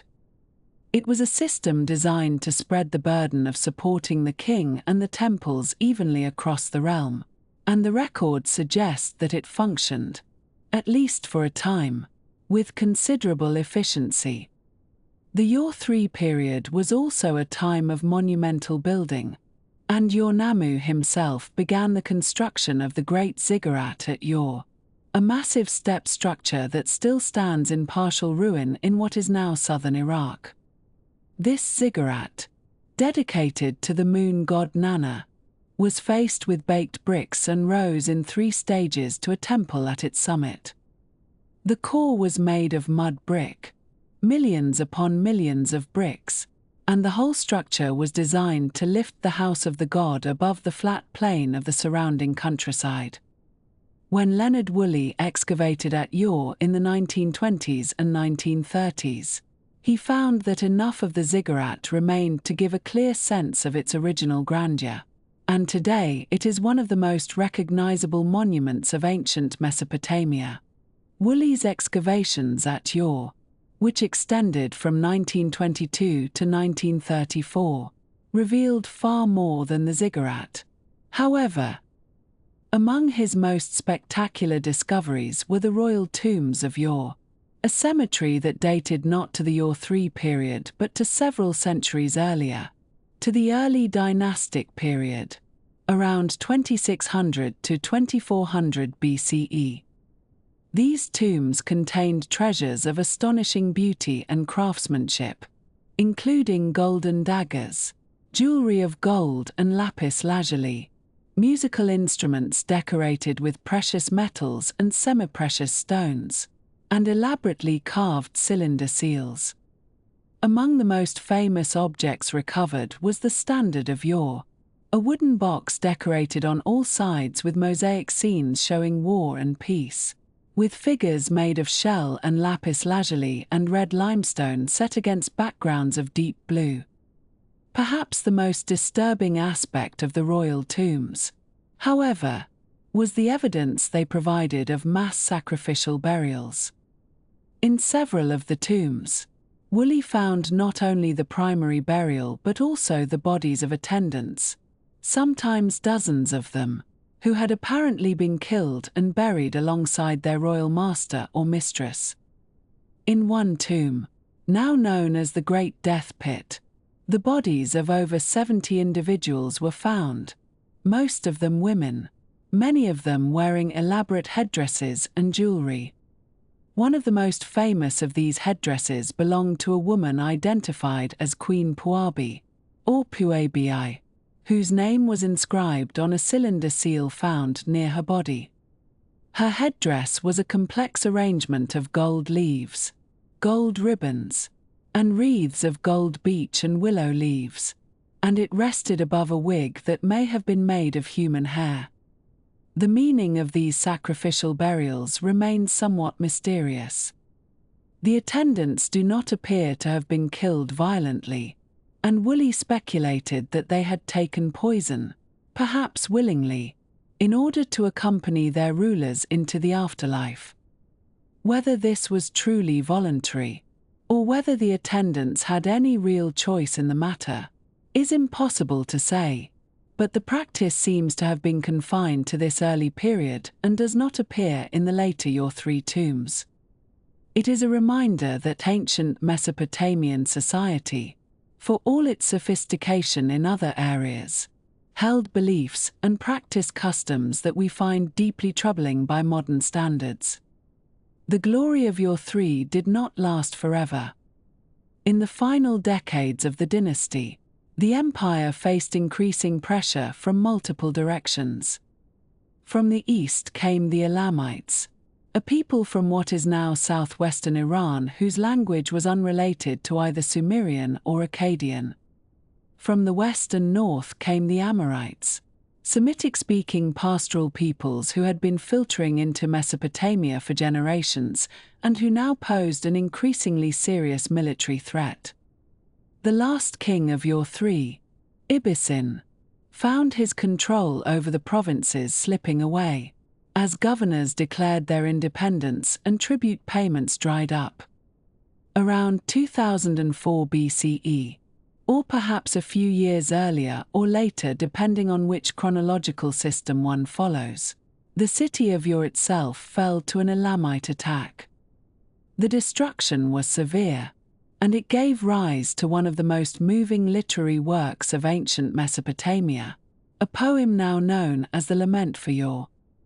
This poem describes the fall of the city in vivid and sorrowful terms, telling how the storm of destruction swept over the land, how the temples were abandoned by their gods, how the people were scattered and slain. One of its most haunting images describes the streets and roads of the city filled with bodies, saying that its people, not potsherds, filled its sides. The comparison to broken pottery is particularly poignant, suggesting both the shattered state of the city and the reduction of human beings to objects, to debris, to the litter of catastrophe. The Lament for Ur does not merely describe destruction, however. It also seeks to explain it, and the explanation it offers is theological rather than political or military. The gods, the poem tells us, had decreed the fall of Ur, and even the city's patron deity, the moon god Nana, could not save it. This was the Mesopotamian way of understanding history, of making sense of disaster by locating it within a framework of divine will and cosmic order.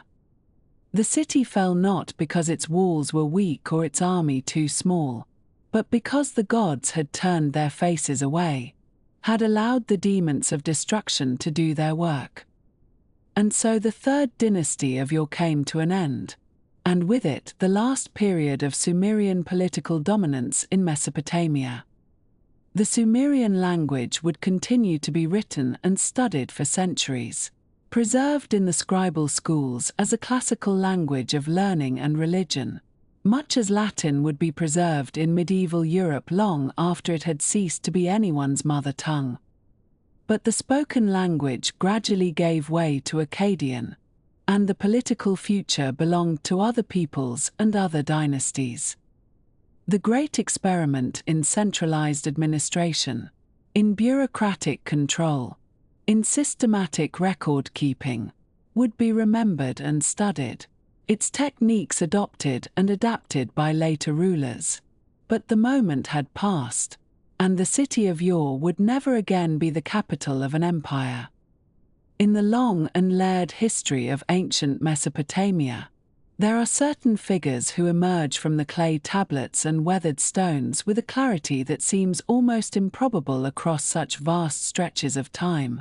And among these figures, perhaps none is quite so sharply defined as Hammurabi of Babylon, a king who ruled from approximately 1792 to 1750 BCE, and who transformed what had been a relatively modest city-state into the dominant power of southern Mesopotamia, a transformation achieved through patient diplomacy, strategic military campaigns, and an apparent genius for administration that would leave its mark on the region for centuries to come.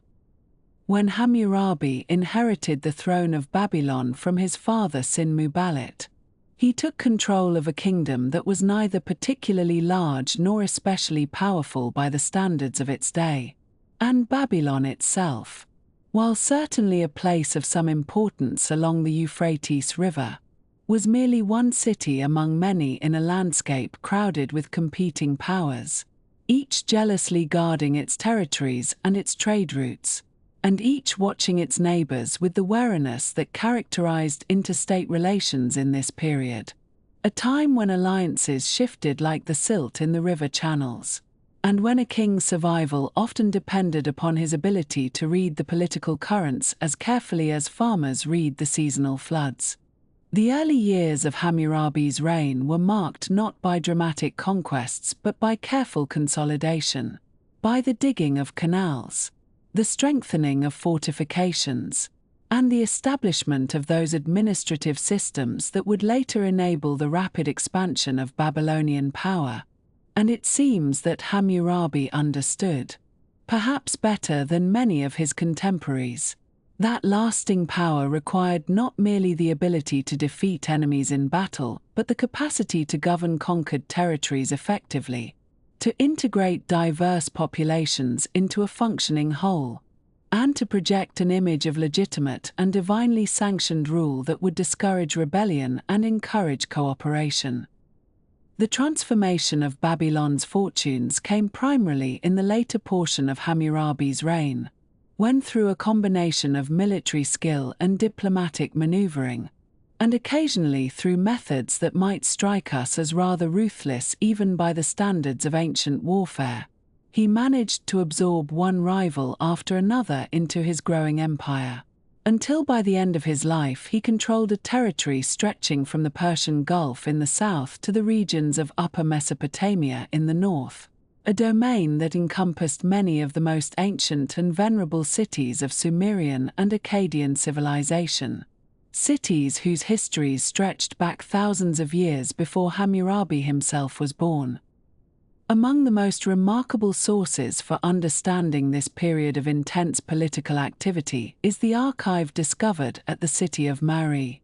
located along the Euphrates in what is now eastern Syria, where archaeologists uncovered approximately 20,000 cuneiform tablets, many of them preserving the diplomatic correspondence between Mari's king Zimrilim and various rulers throughout the region, including Hammurabi himself. And these letters provide an extraordinarily detailed window into the world of ancient Mesopotamian statecraft, revealing the complex web of alliances and enmities, the careful negotiations over trade and territory, the exchange of gifts and royal daughters, and the constant anxiety about the intentions of neighboring powers that characterized relations between the kingdoms of this era.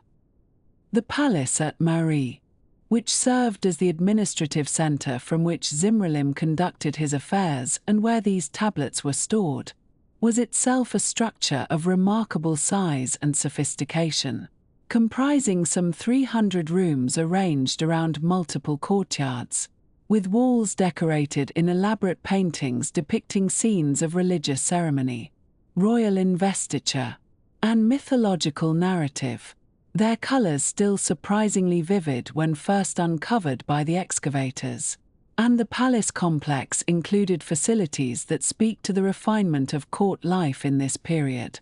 including what appears to have been an ice house, a structure designed to preserve ice brought down from the mountains so that the king and his court might enjoy cold drinks and chilled foods even in the scorching heat of the Mesopotamian summer, a luxury that required considerable logistical effort and that testifies to the wealth and organizational capacity of the Mari kingdom at its height. The relationship between Hammurabi and Zimrilim appears to have been cordial for many years, with the two kings exchanging letters that discuss matters of mutual concern and that sometimes reveal personal touches, references to health, to family matters, to the exchange of artisans and specialists. And yet this friendship, if such it was, did not prevent Hammurabi from eventually turning against Mari once his strategic position had strengthened sufficiently, and the fate of that city provides a sobering illustration of the methods by which Hammurabi expanded his domain. Ancient sources and archaeological evidence both point to Hammurabi's willingness to use the very canals that gave Mesopotamia its agricultural wealth as weapons of war, and it appears that in his campaigns against certain rival cities, including perhaps Mari itself, he ordered the diversion of canal waters in ways that would flood enemy territories, destroying crops, undermining walls, and making continued resistance untenable, a strategy that exploited the fundamental dependence of Mesopotamian civilization upon controlled irrigation and that demonstrated how the same technologies that sustained life in this region could be turned to devastating military purpose in the hands of a determined conqueror.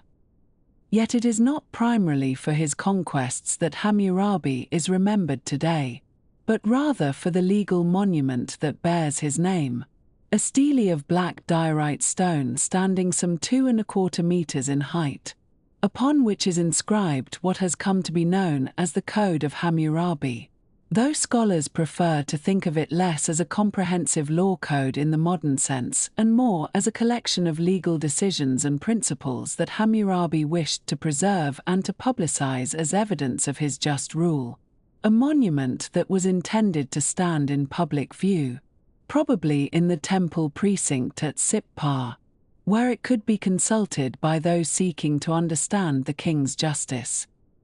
The stele itself is an object of considerable beauty, carved from hard, dark stone that has survived remarkably well across the millennia, and at its top is depicted a scene of Hammurabi standing before the seated figure of Shamash, the sun god who was also the god of justice, receiving from the deity the rod and ring that symbolized royal authority, an image that established from the outset the divine sanction behind the laws that followed. And below this relief, covering the front and back of the stele in neat columns of cuneiform script, are inscribed 282 laws addressing matters ranging from commercial transactions and property disputes to family relations, inheritance, personal injury, and professional liability. The laws themselves are preceded by a lengthy prologue in which Hammurabi presents himself as a pious and just ruler, chosen by the gods to bring order and righteousness to his people. And in this prologue he names the many cities that have come under his rule, celebrating his conquests and his building projects in each, a catalogue that serves both as a political statement and as a kind of geographical prayer, invoking the gods of each city and claiming their favor for Hammurabi's reign. And following the laws comes an epilogue in which the king calls down elaborate curses upon any future ruler who might dare to alter or erase his laws. Curses invoking the anger of the great gods and promising every manner of misfortune to those who would tamper with this monument to justice. Among the most famous principles found in the laws is that of proportional retaliation, sometimes expressed in the phrase an eye for an eye, a tooth for a tooth, and these provisions do indeed appear in the code, specifying that certain injuries inflicted upon free citizens should be punished by the infliction of equivalent injuries upon the perpetrator. And yet it would be a mistake to think of this principle as applying uniformly across Babylonian society, for the laws make clear distinctions based upon the social status of both victim and perpetrator, recognizing three basic categories of person: the awilum or full free citizen, the mushkanum whose status was somewhat lower though still free, and the wardum or slave. And the penalties prescribed for identical offenses vary considerably depending upon where both parties fell within this hierarchy. An injury inflicted by one awilum upon another might indeed be punished by the infliction of an equivalent injury, but the same harm done to a person of lower status would typically be compensated by monetary payment rather than physical retaliation, and harm done by a lower status person to someone of higher standing was punished more severely than the reverse would have been. All of which reminds us that Babylonian society, like most ancient societies, was structured around fundamental inequalities that were inscribed into the very fabric of law and custom, and that Hammurabi's code, whatever its genuine achievements in the articulation of legal principles, was never intended to establish anything resembling equality before the law in the modern sense. The stele upon which these laws were inscribed did not remain in Mesopotamia, for it was carried off as a trophy by Elamite raiders some 600 years after Hammurabi's death, taken to the Elamite capital of Susa in what is now southwestern Iran, where it remained buried for millennia until its discovery by French archaeologists in the early 20th century, and today it stands in the Louvre Museum in Paris, one of the most important artifacts of ancient Near Eastern civilization, a tangible connection to a king who sought to make his name synonymous with justice and order.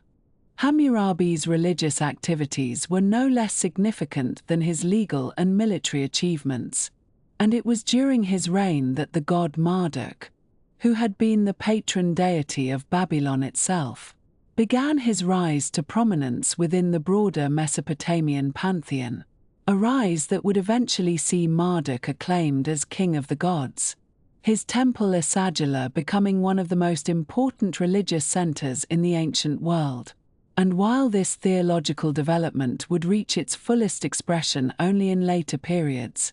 it was Hammurabi's success in making Babylon the political center of Mesopotamia that laid the groundwork for Marduk's corresponding elevation among the gods. The empire that Hammurabi built with such patience and skill did not long survive his death, and this is a pattern we observe repeatedly in the history of ancient Mesopotamia, where personal empires created by exceptional rulers often contracted sharply once those rulers were gone, and Hammurabi's son and successor Samsu-iluna, who reigned for nearly 4 decades, spent much of his reign struggling to hold together what his father had assembled, facing challenges from multiple directions that gradually stripped away the territorial gains of the previous generation. In the far south of Mesopotamia, in the marshy regions near the Persian Gulf, there arose during Samsu-iluna's reign a rival dynasty known as the Sealand dynasty, so called because of the watery character of their homeland, and these rulers succeeded in breaking away from Babylonian control, establishing an independent kingdom that would persist for centuries, and Samsu-iluna, despite military campaigns against this southern rebellion, was unable to restore his father's authority over these territories, a failure that marked the beginning of Babylon's contraction. From the east came a different kind of challenge in the form of the Kassites, a people whose origins remain somewhat obscure but who appear to have migrated into Mesopotamia from the Zagros mountain regions. And while the Kassites would not actually seize control of Babylon until somewhat later, their incursions during and after Samsu-iluna's reign contributed to the instability that plagued the post-Hammurabi period, and eventually, after the Hittite king Mursili I conducted a dramatic raid that sacked Babylon itself around 1595 BCE, it was the Kassites who moved in to fill the resulting power vacuum, establishing a dynasty that would rule Babylon for some 4 centuries. And so the empire of Hammurabi, built through decades of careful effort, dissolved within a few generations, its territories breaking away, its borders contracting, its administrative systems straining under pressures that Hammurabi's successors could not manage as effectively as he had done. And yet the memory of Hammurabi himself persisted, his name becoming in later Mesopotamian tradition a byword for wise and just rulership, his law code copied and studied by scribes for more than 1,000 years after his death, ensuring that even as his political achievements faded, his cultural legacy continued to shape the civilization of ancient Mesopotamia in ways that are still visible to us today, preserved in clay and stone across the vast and quiet distance of the ages. And so we come now to the quieter corners of ancient Mesopotamia, to the courtyards and the market stalls, to the fields stretching golden with barley under the pale winter sun, to the small clay tablets where ordinary people recorded their ordinary concerns, their purchases and complaints, their marriages and inheritances, their recipes for stew. For while kings built their ziggurats and armies marched across the floodplains, the vast majority of Mesopotamians lived lives that were, in their essential rhythms, not so very different from lives lived in agricultural societies throughout history, lives governed by the turning of seasons, by the needs of family, by the slow accumulation of small comforts and the management of everyday difficulties. Let us begin with a rather remarkable institution that flourished in the city of Sippar during the Old Babylonian period, a community of women known as the Naditu, who lived together in a walled compound called the Gagam, which we might translate loosely as a cloister, though it was quite unlike the Christian monasteries that would arise millennia later in other parts of the world. These women were dedicated to the sun god Shamash, and they were forbidden by religious law to bear children. Yet this restriction did not condemn them to lives of quiet contemplation behind closed doors. On the contrary, the Naditu women of Sippar were remarkably active in the economic life of their city, engaging in business transactions, lending money at interest, buying and selling property, managing agricultural estates, and conducting the sort of commercial affairs that we might associate with prosperous merchants or bankers. The tablets recovered from Sippar tell us that these women came primarily from wealthy families, and they brought substantial dowries with them when they entered the cloister, dowries that remained their personal property to manage and invest as they saw fit. They lent silver and barley to other citizens. They purchased houses and fields. They hired workers to tend their orchards. And when they died, their property passed not to children they never had but to family members or to other Naditu women of their acquaintance. The Gagam itself was a self-contained community with its own streets and houses, its own administrators and servants, and its residents maintained connections with the outside world through business dealings and family visits. Here was a space where women could exercise a degree of economic independence that was unusual in the ancient world, where the prohibition against motherhood paradoxically opened doors to other forms of productivity and influence, and where literacy and numeracy were tools of daily life rather than rare accomplishments. But let us turn now to a rather more famous figure from the tablets of ancient Mesopotamia, a copper merchant from the city of Ur whose name has achieved an unexpected immortality in our own time, a man called Yenazir who conducted his business around 1750 BCE during the reign of Rimsin of Larsa. Yenazir is known to us primarily through a collection of tablets found in what was apparently his residence. And what makes these tablets so remarkably engaging, after nearly 4,000 years, is that several of them are letters of complaint from dissatisfied customers. The most famous of these complaints was written by a man named Nani, who had sent his servant to Yenazir to collect a shipment of copper ingots for which Nani had already paid, only to have the servant return with copper of inferior quality, copper that Nani deemed unacceptable for his purposes. The letter details Nani's grievances in terms that feel strikingly familiar to anyone who has ever been disappointed by a purchase, expressing frustration that Yenazir had treated him with such disrespect, that he had shown contempt for a paying customer, that he had sent substandard goods and then refused to make the situation right. Nani reminds Yenazir that he has been a faithful customer, that he has always paid in full, and that he deserves better treatment than this. He complains that his servant was sent away empty-handed, that Yenazir has failed to repay money that he owes, and that such behavior is unbecoming of a reputable merchant. The tone is one of wounded dignity combined with genuine commercial frustration, and it suggests a world in which business relationships were expected to be conducted according to certain standards of fairness and mutual respect. Standards that Nazir had apparently violated with some regularity, for other complaint tablets were found in his house as well.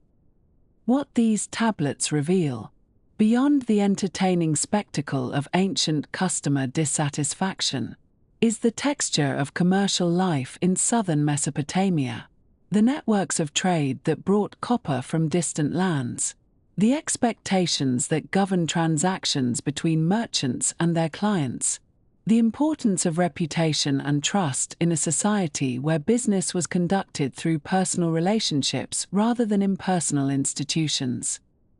Nazir, whatever his shortcomings as a purveyor of quality copper, was part of a vast commercial system that linked Mesopotamia to the wider world, a system that brought raw materials from the mountains and forests beyond the alluvial plain and distributed finished goods throughout the cities and towns of the river valleys. Far to the north and west, in the highlands of Anatolia at a site called Karnesh, archaeologists have discovered an entire quarter of an ancient city that was inhabited by Assyrian merchants, traders who had established permanent colonies in foreign lands to facilitate the exchange of goods between Mesopotamia and the mineral-rich regions of what is now central Turkey. These old Assyrian merchants, who flourished in the early 2nd millennium BCE, organized caravans of donkeys that carried textiles and tin from Ashur to Anatolia, where they exchanged their goods for silver and gold that they brought back to their home city.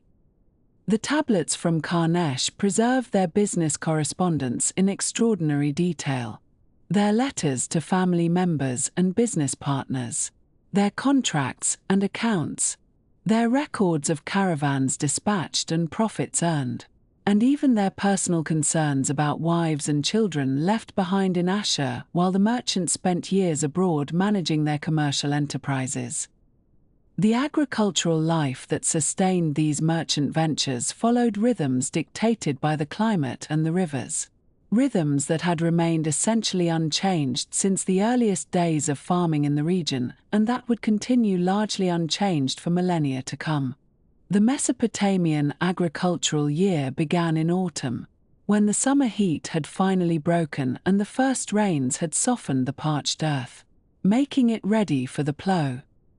Barley, that most essential of Mesopotamian crops, was planted in the fall months, pushed into furrows carved by wooden ploughs drawn by oxen, and the fields were then irrigated through the network of canals that spread across the land like the branching veins of a living body. Through the mild winter months the barley grew, nourished by occasional rains and by the careful attention of farmers who watched for weeds and pests and adjusted the flow of water through their fields. Harvest came in the spring, in the months we would call April and May, when the grain had ripened and the days were growing warm but before the brutal heat of summer had fully arrived.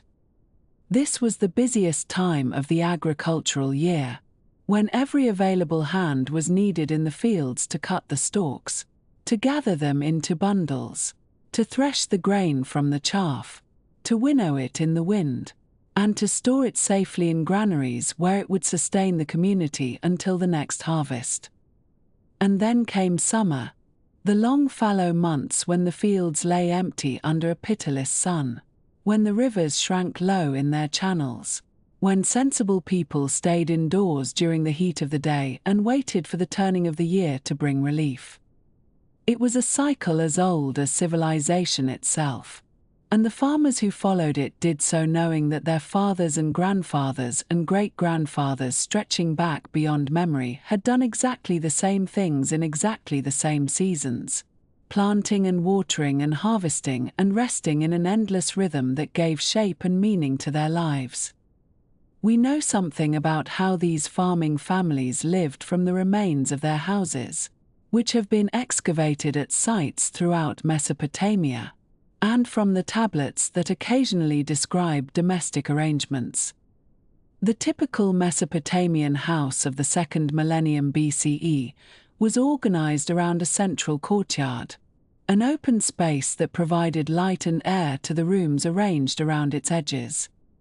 The exterior walls were largely blank, presenting a plain face to the narrow winding streets of the city, while family life unfolded in the private interior spaces shielded from the gaze of neighbors and strangers. There might be a reception room near the entrance where the head of the household could conduct business and receive guests, and there were smaller rooms for sleeping and storage, and often a kitchen area where food was prepared over simple hearths. And beneath the floors of these houses, in chambers carefully constructed for the purpose, many Mesopotamian families buried their dead, keeping ancestors close at hand in tombs that lay directly below the living spaces of their descendants. These domestic burials reflect a view of death and family that differs considerably from modern Western practices, a sense that the dead remained part of the household, that they needed to be honored and cared for, that the boundary between the living and the dead was permeable in some essential way. Families would make offerings to their deceased relatives, would pour water and leave food at the burial places beneath their floors, would speak the names of the dead so that they would not be forgotten, and would hope that in return their ancestors would watch over them and intercede with the gods on their behalf. Marriage in ancient Mesopotamia was a contractual arrangement negotiated between families rather than a romantic partnership chosen by individuals, and the tablets preserve numerous examples of marriage contracts that spell out the obligations of each party in considerable detail. The groom or his family was expected to provide a bride price, known as the tehatum, a payment made to the bride's family that compensated them for the loss of their daughter's labor and established the groom's serious intentions. The bride in turn brought a dowry from her family, property that remained in some sense hers even after marriage, and that might include silver, household goods, slaves, or even real estate depending on the wealth of her family. The marriage contracts also specified what would happen if the marriage dissolved, establishing the conditions under which divorce would be permitted and how property would be divided if the union ended. Inheritance laws generally favored eldest sons, who received a preferential share of their father's estate, though other sons were also entitled to portions and daughters might receive dowries in lieu of direct inheritance. A man who died without sons might adopt an heir, and the tablets preserve records of such adoptions along with the obligations they created. The adopted son expected to support his new parents in their old age in exchange for the inheritance he would receive at their deaths. Widows held certain rights to support from their husband's estate, and the precise arrangements varied according to whether the widow had borne children and whether she chose to remain in her deceased husband's household or return to her own family.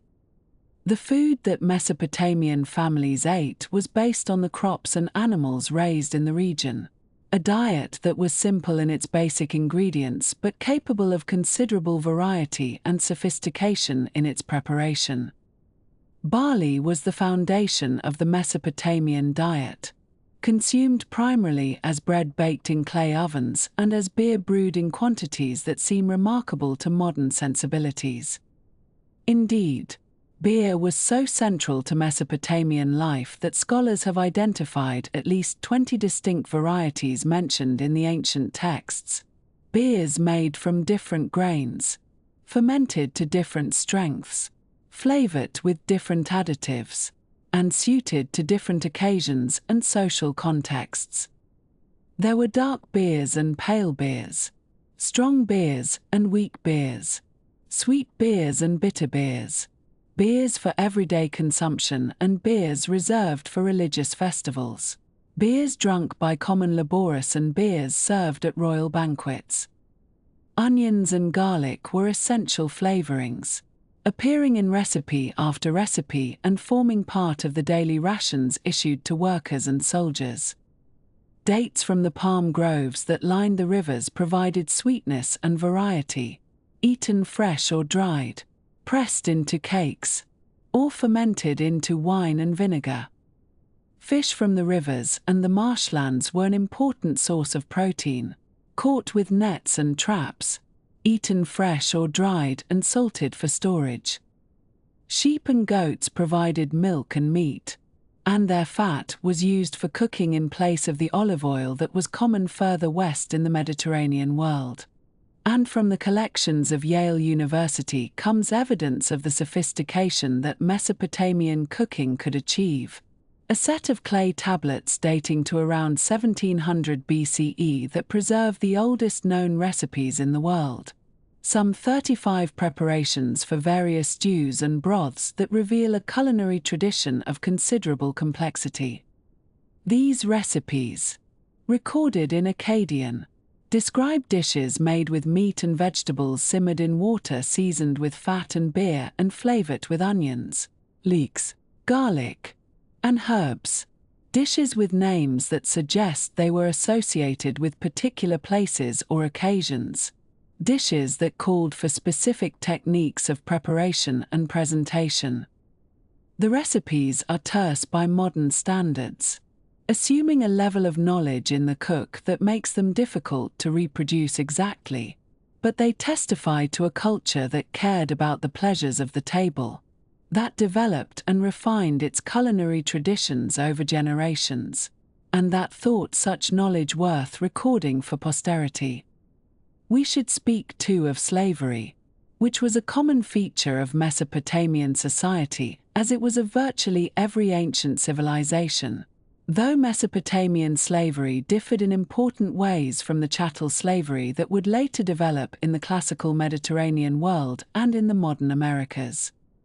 Slaves in Mesopotamia came from various sources, including war captives taken in military campaigns, foreigners purchased from traders, and most poignantly perhaps, children sold by parents who had fallen into desperate poverty and could see no other way to keep their families from starvation. Debt slavery was also common, a condition that might befall free citizens who could not repay their creditors and who were forced to work off their obligations through years of unpaid labor. Yet Mesopotamian slaves retained certain rights that distinguished their condition from absolute bondage, for they could own property in their own names, could engage in business transactions, could marry and raise families, and most importantly, could eventually purchase their own freedom if they accumulated enough resources to do so. Slaves might be manumitted by their owners as an act of piety or gratitude, might be freed in their owner's will, or might negotiate terms for buying their way out of servitude. The distinction between slave and free was significant but not insurmountable, and the tablets preserve records of slaves who rose to positions of responsibility and trust within their owners' households, managing businesses and supervising other workers with considerable autonomy. And finally, let us consider the children of ancient Mesopotamia, who learned their letters and numbers much as children have always done, through patient instruction and endless repetition, through exercises that must have seemed tedious at the time but that have left us precious glimpses of daily life in the ancient world.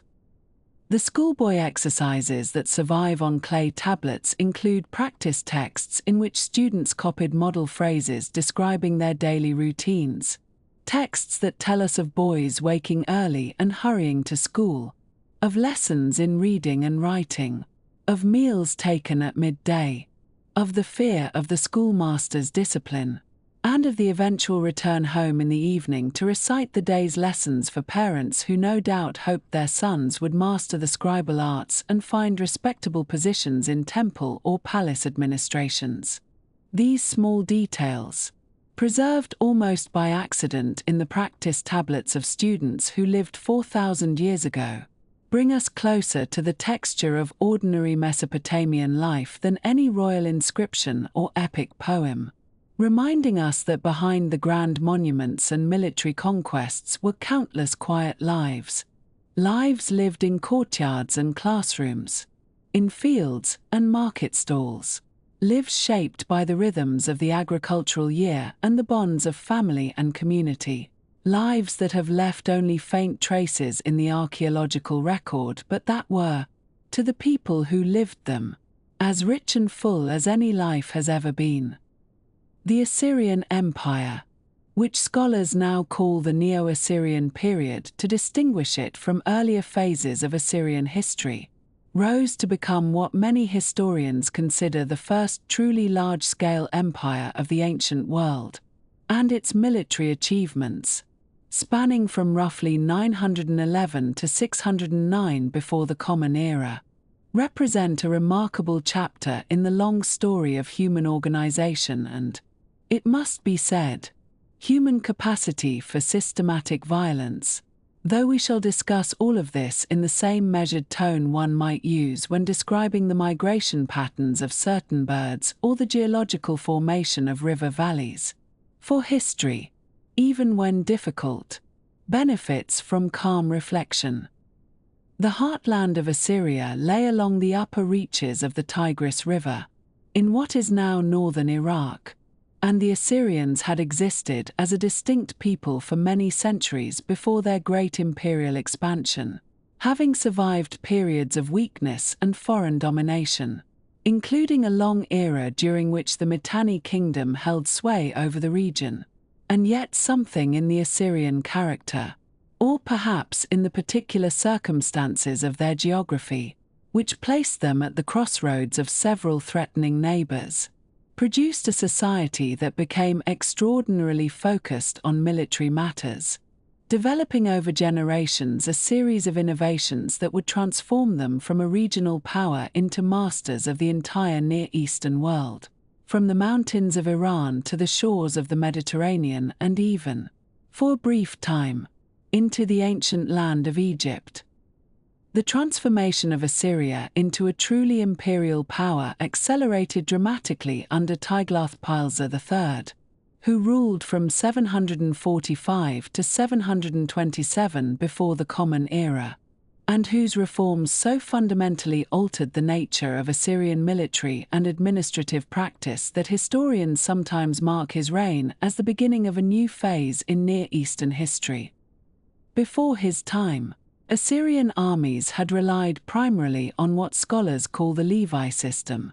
in which farmers and craftsmen were called away from their ordinary occupations during the campaigning season, usually in spring and summer when roads were passable and crops did not require constant attention, to serve in the king's forces for a limited period before returning to their homes. This arrangement, which had served various ancient states reasonably well for many centuries, had certain inherent limitations, not least that the army could only campaign for part of the year and that its soldiers, however brave, were not professional warriors but rather ordinary men temporarily under arms. Tiglath-Pileser replaced this seasonal arrangement with something quite different, a standing professional army composed of soldiers who served year-round, who trained continuously, and who made warfare their permanent occupation rather than an occasional duty.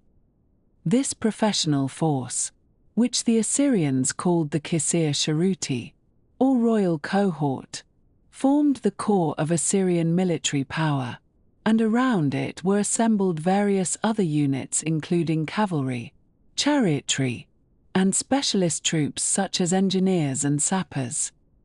The soldiers received regular pay and equipment from the royal treasury. Their families were provided for during their absence on campaign, and they developed through constant practice the kind of disciplined coordination that distinguishes professional armies from amateur levies, much as one might distinguish a symphony orchestra from a group of enthusiastic amateurs who gather occasionally to play music together, with no disrespect intended to the enthusiastic amateurs, who have their own virtues. but the difference in precision and capability is nonetheless quite real. Alongside these military reforms, Tiglath-Pileser undertook a comprehensive reorganization of the provinces, breaking up larger administrative units into smaller ones, replacing hereditary local governors with appointed officials who served at the king's pleasure and could be transferred or dismissed as circumstances required, and establishing a network of direct royal control that reached into corners of the empire previously left to manage their own affairs. This provincial system served multiple purposes: reducing the power of potential rivals to the throne, improving the efficiency of tax collection and conscription, and creating a more uniform administration across the diverse territories under Assyrian rule, which included peoples speaking many different languages and following many different customs, all now brought under a single system of governance that, whatever its harshness, did represent a remarkable administrative achievement for its time. Perhaps the most distinctive and controversial of Tiglath-Pileser's policies was the systematic use of mass deportation, in which conquered peoples were uprooted from their homelands and resettled in distant parts of the empire, sometimes exchanging places with other deported populations in a vast shuffling of humanity designed to break the power of local resistance. The Assyrians deported not merely the elite classes of conquered states, the kings and nobles and priests who might have organized rebellion, but often entire populations numbering in the tens of thousands, moving them across hundreds of miles to unfamiliar territories where they lacked the local knowledge and social connections that might have made resistance possible. These deportees were not simply abandoned in their new homes but were given land to farm, tools to work with, and were integrated into the Assyrian provincial system, expected to pay taxes and provide labor like any other subjects of the empire. The policy was undeniably brutal in its disruption of human lives and communities, yet it also served to spread skills and knowledge across the empire, creating a more homogeneous and interconnected population. And many deportees and their descendants eventually prospered in their new locations, which does not excuse the original violence of their displacement but does complicate any simple judgment of the policy's effects. The Assyrian mastery of siege warfare represents another area in which their innovations surpassed anything previously seen in the ancient world, and it is in the detailed palace reliefs that once decorated the walls of Assyrian royal residences that we can most clearly see these technologies in action. The Assyrians developed sophisticated battering rams, often mounted on wheeled frames and covered with protective canopies of wood and leather to shield the operators from missiles thrown by defenders. And these rams could be remarkably large and complex devices, some of them requiring dozens of men to operate and capable of breaching even substantial mud brick fortifications. Siege towers allowed Assyrian soldiers to fight at the level of city walls or even above them, providing platforms from which archers could sweep defenders from the battlements while assault troops prepared to cross onto the walls. Teams of sappers, specialists in undermining fortifications, would dig tunnels beneath city walls, supporting the excavated passages with wooden beams that were then set alight, causing the tunnels to collapse and bringing down the walls above, a technique requiring considerable engineering skill and extraordinary courage given the dangers of working in confined underground spaces while defenders above attempted to countermine or simply collapse the tunnels onto their occupants. The Siege of Lachish in 701 before the Common Era, conducted during Sennacherib's campaign against the Kingdom of Judah, was commemorated in a series of carved stone reliefs that once lined the walls of a room in the king's palace at Nineveh, and these reliefs provide an extraordinarily detailed visual record of Assyrian siege methods in action. The carvings show Assyrian siege ramps being constructed against the city walls, battering rams ascending these ramps to strike at the fortifications, archers providing covering fire from behind tall shields, and defenders hurling torches and stones down upon the attackers. The reliefs also depict, with no apparent attempt at concealment or euphemism, the aftermath of the city's fall, including scenes of prisoners being impaled on stakes, a form of execution that the Assyrians employed both as punishment and as deliberate psychological warfare, intended to discourage other cities from resisting and to demonstrate the terrible consequences of opposing Assyrian power. These images, carved in stone and displayed in the royal palace where foreign dignitaries and subject kings would see them, served as a kind of permanent advertisement of Assyrian military capability and Assyrian willingness to inflict extreme violence upon those who defied the empire. This same campaign against Judah is documented in a remarkable cuneiform text known to modern scholars as the Taylor prism, a six-sided clay cylinder covered in Akkadian writing that describes Sennacherib's military achievements, including his siege of Jerusalem and the tribute extracted from King Hezekiah. The text describes how Sennacherib shut up Hezekiah in Jerusalem like a bird in a cage, surrounding the city and cutting off escape, though the text notably does not claim that Jerusalem actually fell, which accords with the biblical account in which the city was besieged but not captured, the Assyrian army eventually withdrawing under circumstances that remain debated among historians. The reign of Ashurbanipal, the last great Assyrian king, who ruled from 668 to around 631 before the Common Era, represents both the height of Assyrian cultural achievement and some of the most brutal episodes in Assyrian military history. Ashurbanipal's campaign against the ancient kingdom of Elam, which lay in what is now southwestern Iran and had long been a rival and sometime enemy of Mesopotamian powers, culminated in the sack of the Elamite capital Susa in 647 before the Common Era, an event that Ashurbanipal commemorated in inscriptions describing in graphic detail the destruction visited upon the city, the desecration of royal tombs, and the carrying away of Elamite gods and treasures to Assyria. In one particularly memorable passage, Ashurbanipal describes displaying the severed head of an Elamite king at royal banquets,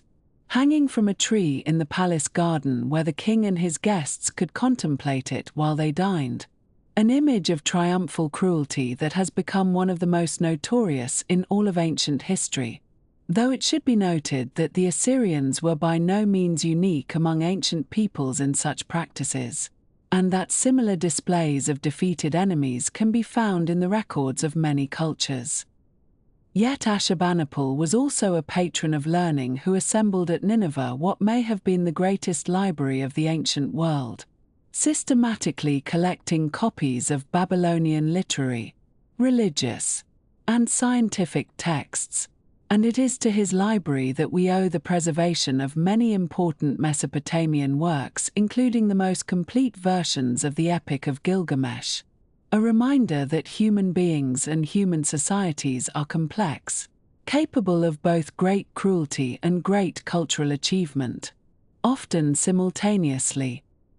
The famous palace reliefs depicting the royal lion hunt, also from the reign of Ashurbanipal,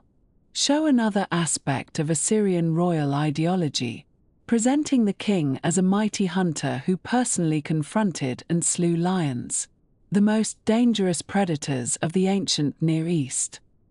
These hunts took place in controlled settings, with lions released from cages into enclosed hunting grounds where the king, protected by attendants and armed with bow and spear, could demonstrate his courage and prowess without genuine risk, and the reliefs show in remarkable detail the lions themselves, some wounded and dying, some still fighting, depicted with an artistic sensitivity that seems almost to sympathize with the suffering animals even as the scenes celebrate the king's power over nature.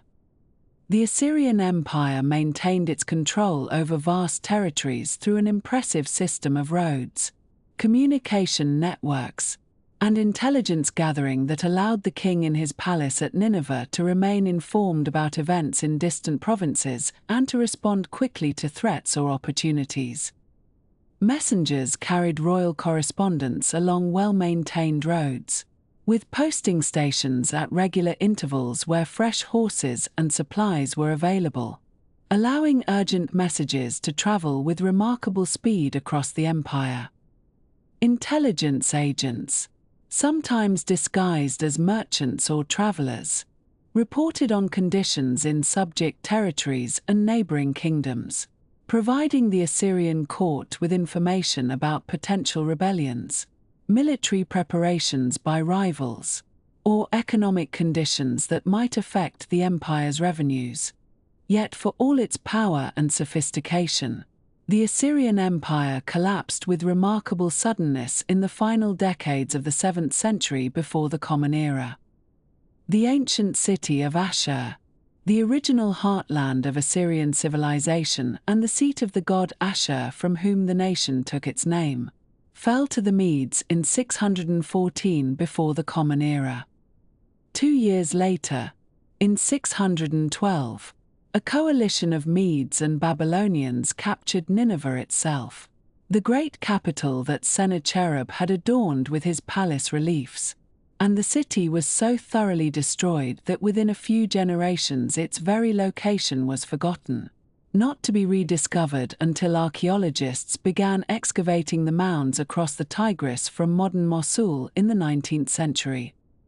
The last Assyrian king, Ashurbanipal II, attempted to maintain resistance with Egyptian support, but his final stronghold at Haran fell in 609 before the Common Era, and the Assyrian Empire, which had dominated the Near East for nearly 3 centuries, passed into history. The fall of Nineveh was celebrated by the conquered peoples who had suffered under Assyrian rule, and the Hebrew prophet Nahum composed a vivid poem rejoicing in the destruction of what he called the City of Blood, describing its fall as divine punishment for Assyrian cruelty, and his words, preserved in the biblical book that bears his name, give voice to the relief and satisfaction felt by many at the empire's end. The Assyrian name became, in subsequent centuries, almost synonymous with tyranny and military aggression, yet the administrative and military innovations developed by the Assyrians, including their provincial system, their professional army, their road networks, and their techniques of imperial control, would influence later empires including the Persian, the Hellenistic, and eventually the Roman, passing on lessons learned along the Tigris to civilizations that would rise long after the ruins of Nineveh had been covered by the slow accumulation of windblown dust and the mounds of crumbled mud brick. The Library of Ashurbanipal, the world's first great collection, in the waning centuries of the Assyrian Empire, during a time when the ancient world was already very old indeed, there arose a king who combined the fierce martial traditions of his ancestors with a genuine and deep-seated love of learning. And this king, whose name was Ashurbanipal, would create something unprecedented in human history, a vast repository of written knowledge gathered systematically from across his realm, organized with careful attention to accessibility, and housed in the great palace complex at Nineveh, where it would wait, buried beneath the sands and rubble of millennia, until modern archaeologists brought its treasures back into the light of day. Ashurbanipal ruled the Assyrian Empire from approximately 668 to 627 BCE, a span of roughly 4 decades during which he presided over what would prove to be the final flowering of Assyrian power and culture. And unlike many of his predecessors who had focused primarily on military conquest and the expansion of territorial boundaries, Ashurbanipal cultivated an image of himself as a scholar king, a ruler who took genuine pride in his intellectual accomplishments, and in one of the inscriptions that has survived from his reign, he boasted of his ability to read inscriptions from before the flood, referring to those ancient texts written in the Old Sumerian language, which by his time had been a dead language for over 1,000 years, preserved only through the careful training of scribes who learned it much as students today might learn Latin or ancient Greek.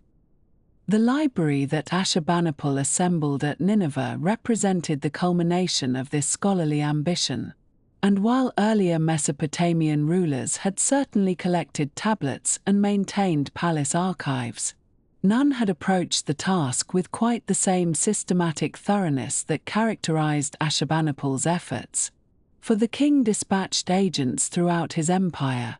and particularly into the ancient temple libraries of Babylonia, with instructions to copy or collect tablets covering every branch of knowledge known to the learned traditions of the time. And these agents fulfilled their commission with considerable diligence, gathering texts from Babylon, from Borsippa, from Nippur, from Uruk, and from numerous other centers of traditional learning, bringing them back to Nineveh where they were catalogued, organized, and stored in the royal palace for the king's use and edification. Modern estimates suggest that the library contained approximately 30,000 tablets and fragments, though the precise number is difficult to determine with certainty given the fragmentary nature of many pieces and the challenges inherent in distinguishing between tablets that were originally separate and those that have simply broken apart over time. But regardless of the exact figure, the collection was enormous by any ancient standard, representing a concentrated effort to gather together in one place the accumulated wisdom of more than 2,000 years of Mesopotamian civilization, from the earliest Sumerian compositions through to contemporary Assyrian scholarly works.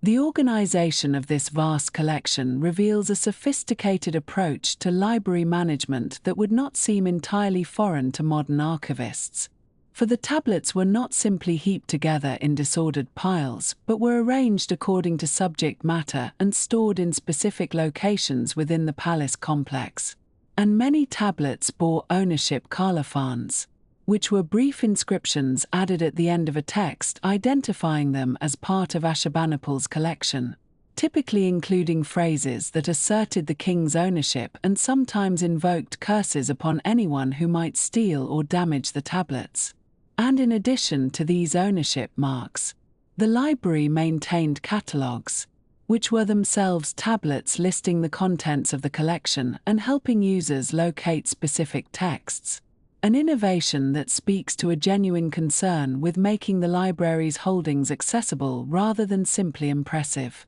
The contents of this remarkable collection spanned the full range of Mesopotamian intellectual endeavor, encompassing what we might today divide into literature, religion, science, and practical reference works, though the ancient Mesopotamians themselves would not have recognized these categorical distinctions in quite the same way. For to them, a text containing omens derived from the movements of celestial bodies was no less serious a work of scholarship than a medical treatise or a mathematical table.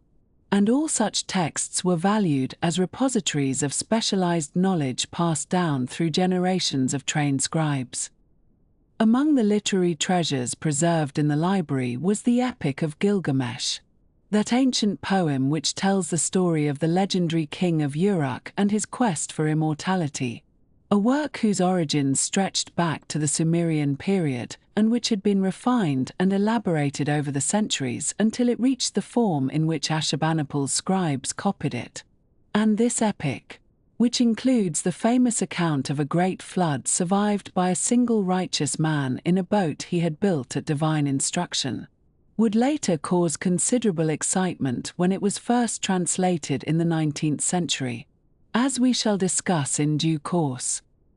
The library also contained copies of the Enuma Elish, the Babylonian creation epic which tells how the god Marduk rose to supremacy among the divine assembly by defeating the primordial chaos goddess Tiamat and fashioning the world from her divided body, a text that was recited during the New Year festival at Babylon and which provides invaluable insight into Mesopotamian cosmological thinking. And alongside these grand mythological compositions were more modest literary works such as The Poor Man of Nippur, a clever tale of revenge in which a poor man who has been cheated and beaten by a wealthy mayor devises an elaborate scheme to have the mayor beaten 3 times in return. A story that demonstrates the Mesopotamians' appreciation for wit and justice even in works of popular entertainment. The scientific and scholarly texts in the collection were, if anything, even more extensive than the literary works, and among the most important of these were the Great Omen series, compilations of observations and their supposed predictive significance that represented centuries of accumulated learning. And the most elaborate of these omen collections was the series known as Enuma Anu Enlil, named after its opening words, which dealt specifically with celestial omens derived from the appearance and movements of the moon, sun, planets, and stars. And this massive work, comprising approximately 70 tablets containing some 7,000 individual omens, reflects the extraordinary attention that Mesopotamian scholars devoted to watching the heavens and recording what they observed there, attention that would eventually contribute to the development of genuine astronomical science. Medical knowledge was represented in the collection by works such as the Diagnostic Handbook, a systematic treatise that organized diseases and their symptoms according to the affected body part, proceeding from head to toe in an orderly fashion. And while the treatments recommended in such texts often strike modern readers as reflecting more superstition than science, the careful observation of symptoms and the attempt to correlate them with likely outcomes represents a genuine empirical approach to understanding disease, however limited by the theoretical frameworks available to ancient physicians. The library also contained mathematical tablets preserving the computational techniques developed over millennia of practical problem-solving, bilingual dictionaries that paired Sumerian words with their Akkadian equivalents and thus preserved knowledge of the ancient Sumerian language for later generations of scholars, collections of proverbs and wisdom literature, rituals and incantations for various purposes, administrative records, legal documents, and correspondence, all gathered together in what must have seemed to Ashurbanipal himself a comprehensive monument to his devotion to learning.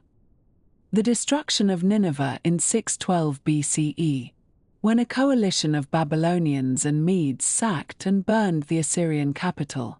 might have been expected to destroy this precious collection utterly. And indeed, the palace complex was engulfed in flames that brought the roof crashing down upon the rooms where the tablets were stored. But in a twist of fate that seems almost miraculous, the fire that consumed the palace also served to preserve its written treasures. For the clay tablets, which in their unfired state would eventually have crumbled and decayed, were instead baked hard by the intense heat, transformed into a more durable form that would survive the subsequent millennia of burial beneath the ruins, waiting in the darkness of accumulated debris until curious investigators from a distant future would dig them out again.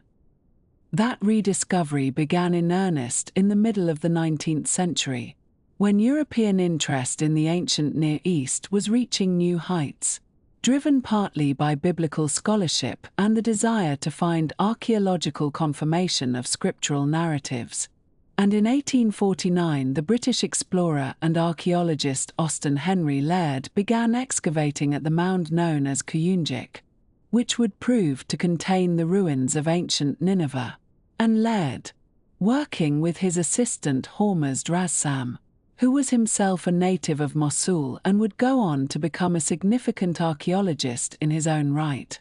uncovered the remains of Sennacherib's palace and began to find the tablets that had lain buried there for over 2,000 years. The excavations continued through 1853, with Rassam eventually taking over the work and making crucial discoveries including portions of Ashurbanipal's library itself. and the tablets that were recovered were shipped back to the British Museum in London, where they joined the growing collection of Mesopotamian antiquities and awaited the attention of scholars who could read the strange wedge-shaped script in which they were written. A script that had only recently been deciphered and which still presented considerable challenges to those attempting to understand the ancient languages it recorded. Among those scholars working to translate the Nineveh tablets in the years following their arrival at the British Museum was a young man named George Smith, who had begun his career as an engraver of banknotes, but whose fascination with the cuneiform inscriptions on display at the museum had led him to devote himself to their study. And Smith proved to have a remarkable aptitude for the work, gradually establishing himself as one of the leading Assyriologists of his generation. And it was Smith who, in 1872, made a discovery that would capture the imagination of the Victorian public and bring the library of Ashurbanipal to widespread attention. Working through the fragments from Nineveh, Smith encountered a tablet that told a story startlingly reminiscent of the biblical account of Noah and the flood, describing how a man named Utnapishtim had been warned by a god of an impending deluge sent to destroy humanity, had built a boat according to divine specifications, had loaded it with his family and representatives of all living creatures, had survived the flood while the rest of humanity perished, had sent out birds to test whether the waters had receded, and had finally come to rest on a mountain where he offered sacrifice to the gods. And this tablet, which proved to be part of the Epic of Gilgamesh, caused an immediate sensation when Smith presented his findings to the Society of Biblical Archaeology in December of 1872, with the audience including no less a figure than Prime Minister William Gladstone. The tablet was fragmentary, however, with a crucial portion of the flood narrative missing, and the excitement generated by Smith's discovery led the Daily Telegraph newspaper to fund an expedition for Smith to travel to Nineveh and search for the missing pieces,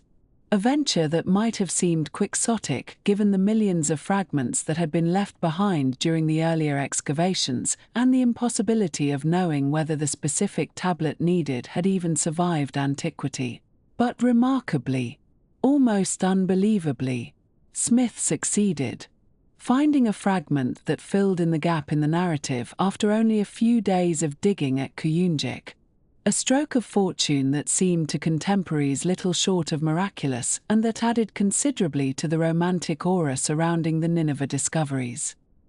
The tablets from Ashurbanipal's library continue to be studied today, their contents yielding new insights as scholarly understanding of the ancient languages advances and as modern technology allows for improved reading of damaged or worn surfaces. And the collection remains one of the most important sources for our knowledge of ancient Mesopotamian civilization, preserving texts that would otherwise have been lost entirely and providing a window into the intellectual world of a culture that flourished and faded thousands of years before the modern era.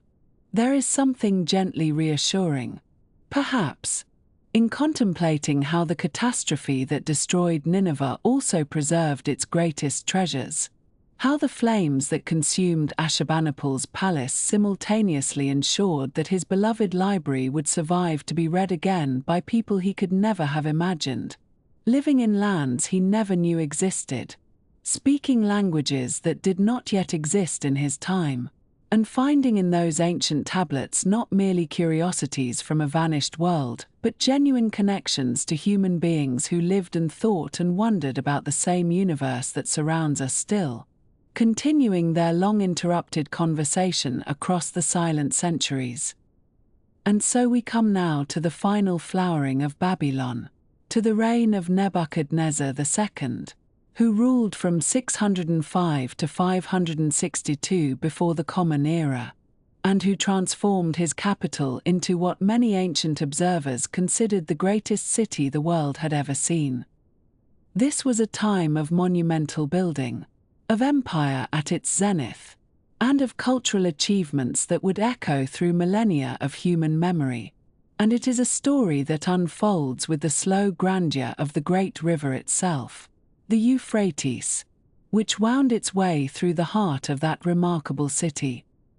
Nebuchadnezzar came to the throne under circumstances that required immediate action, for he was commanding his father's army in Syria when news reached him that Nabopolassar had died in Babylon. The young prince had just won a decisive victory against Egyptian forces at the Battle of Carchemish, securing Babylonian control over the wealthy lands of the Levant, and yet he was forced to abandon his military campaign and race back to the capital to claim his inheritance. He made that journey across the desert in a matter of weeks, arriving in time to take the throne without challenge, and from that moment forward he would prove himself both a capable military commander and, perhaps more significantly for our purposes this evening, one of the ancient world's most ambitious builders. The Babylon that Nebuchadnezzar inherited was already a substantial city, rebuilt by his father after the long centuries of Assyrian domination. But the king envisioned something far grander, a metropolis that would serve as the undisputed center of the known world. Over the course of his 43-year reign, he would oversee construction projects on a scale that remains impressive even by modern standards, employing countless workers and consuming vast quantities of mud brick, fired brick, bitumen, timber, and precious materials imported from every corner of his empire. The most famous of these constructions, and perhaps the most visually striking monument of the ancient Near East, was the Ishtar Gate, which served as the northern entrance to the inner city along the Great Processional Way. This gate rose to a height of approximately 14 meters, though some estimates suggest it may have been even taller, and it was constructed entirely of glazed bricks in a deep, luminous blue that must have seemed almost otherworldly beneath the bright Mesopotamian sun.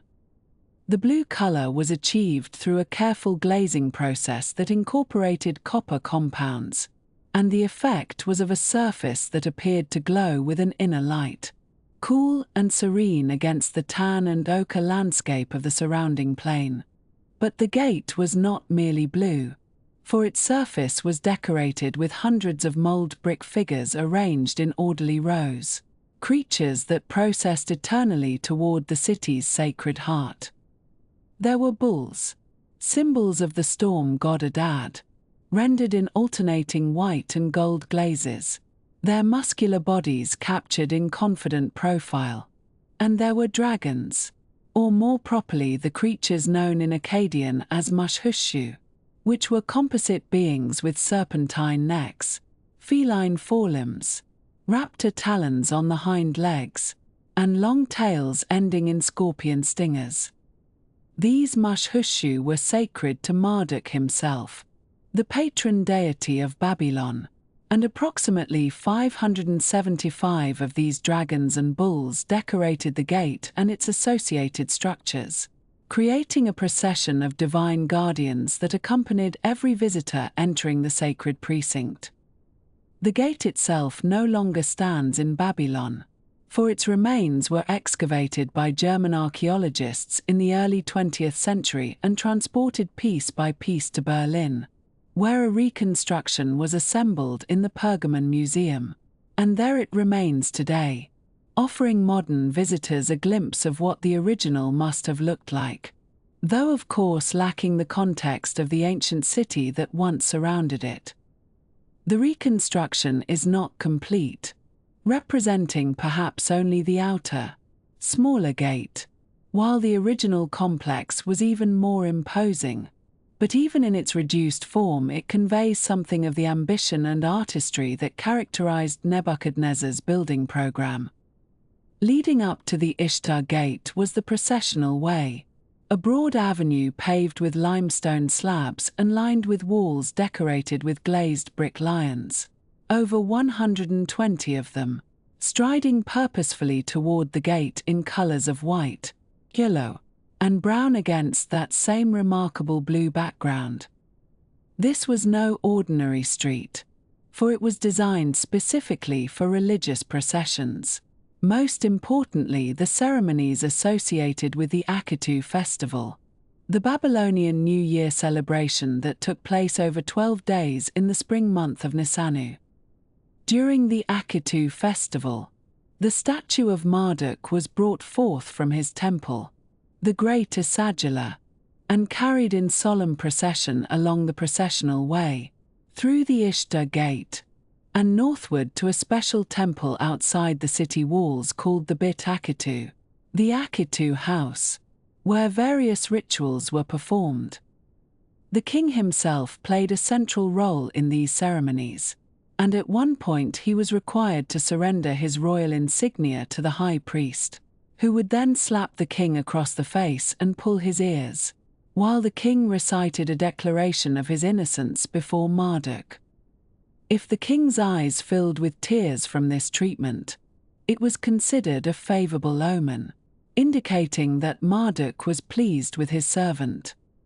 After these humbling rituals, the king's insignia was restored, and he was symbolically reinstated in his office, his power renewed for another year through the grace of the gods.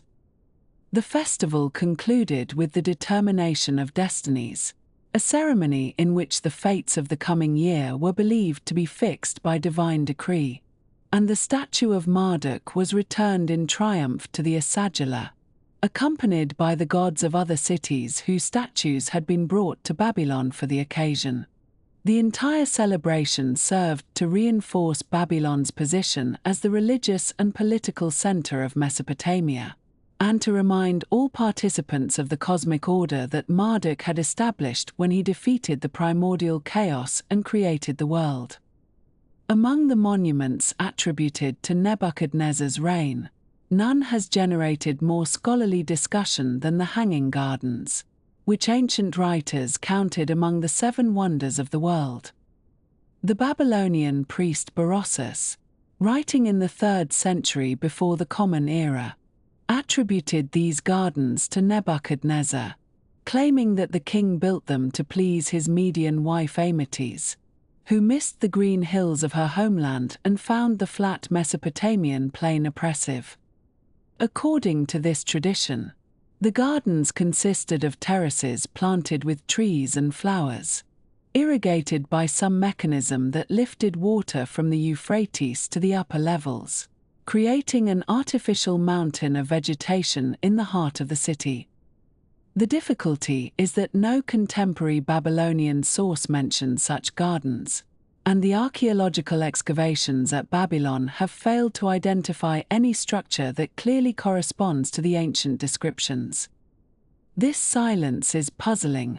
for Nebuchadnezzar left numerous inscriptions boasting of his building projects, and one might expect such a remarkable feat of engineering to be mentioned somewhere.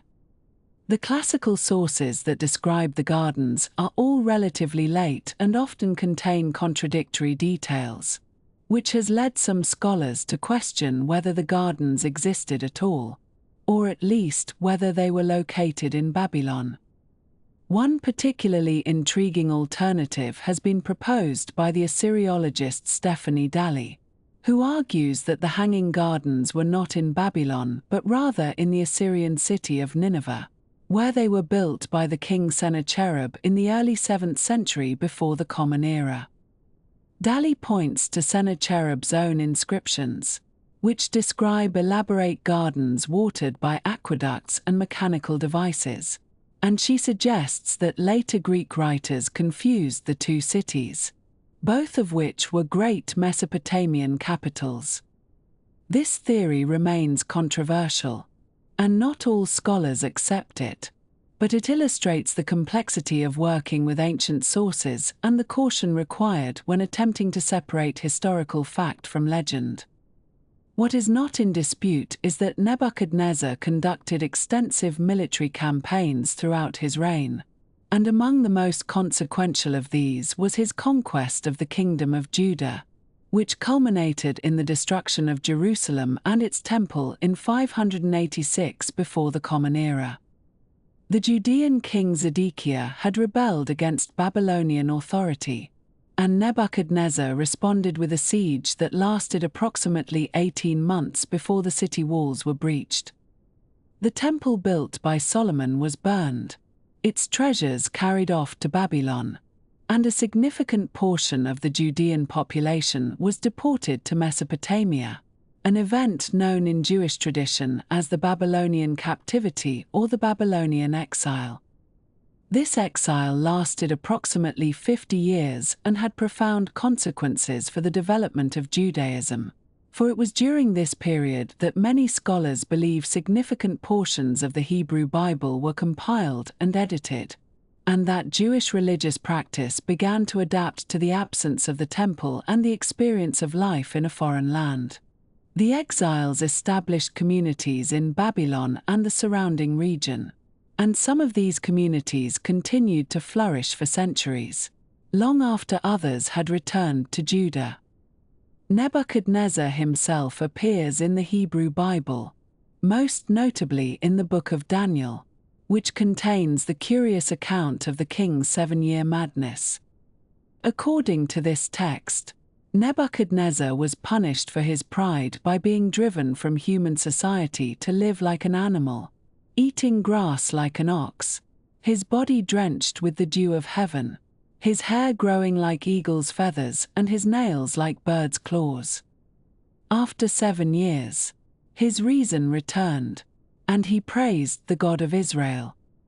This story has no corroboration in Babylonian sources, though some scholars have noted intriguing parallels with later traditions about the final king of Babylon, Nabonidus, who was known for his eccentric behavior and his prolonged absence from the capital. Nabonidus, who reigned from 556 to 539 before the Common Era, was indeed a peculiar figure, and his reign marked the troubled final chapter of the Neo-Babylonian Empire. He was not of the royal line, having apparently come to power through some form of court intrigue, and his religious policies alienated powerful elements within Babylonian society.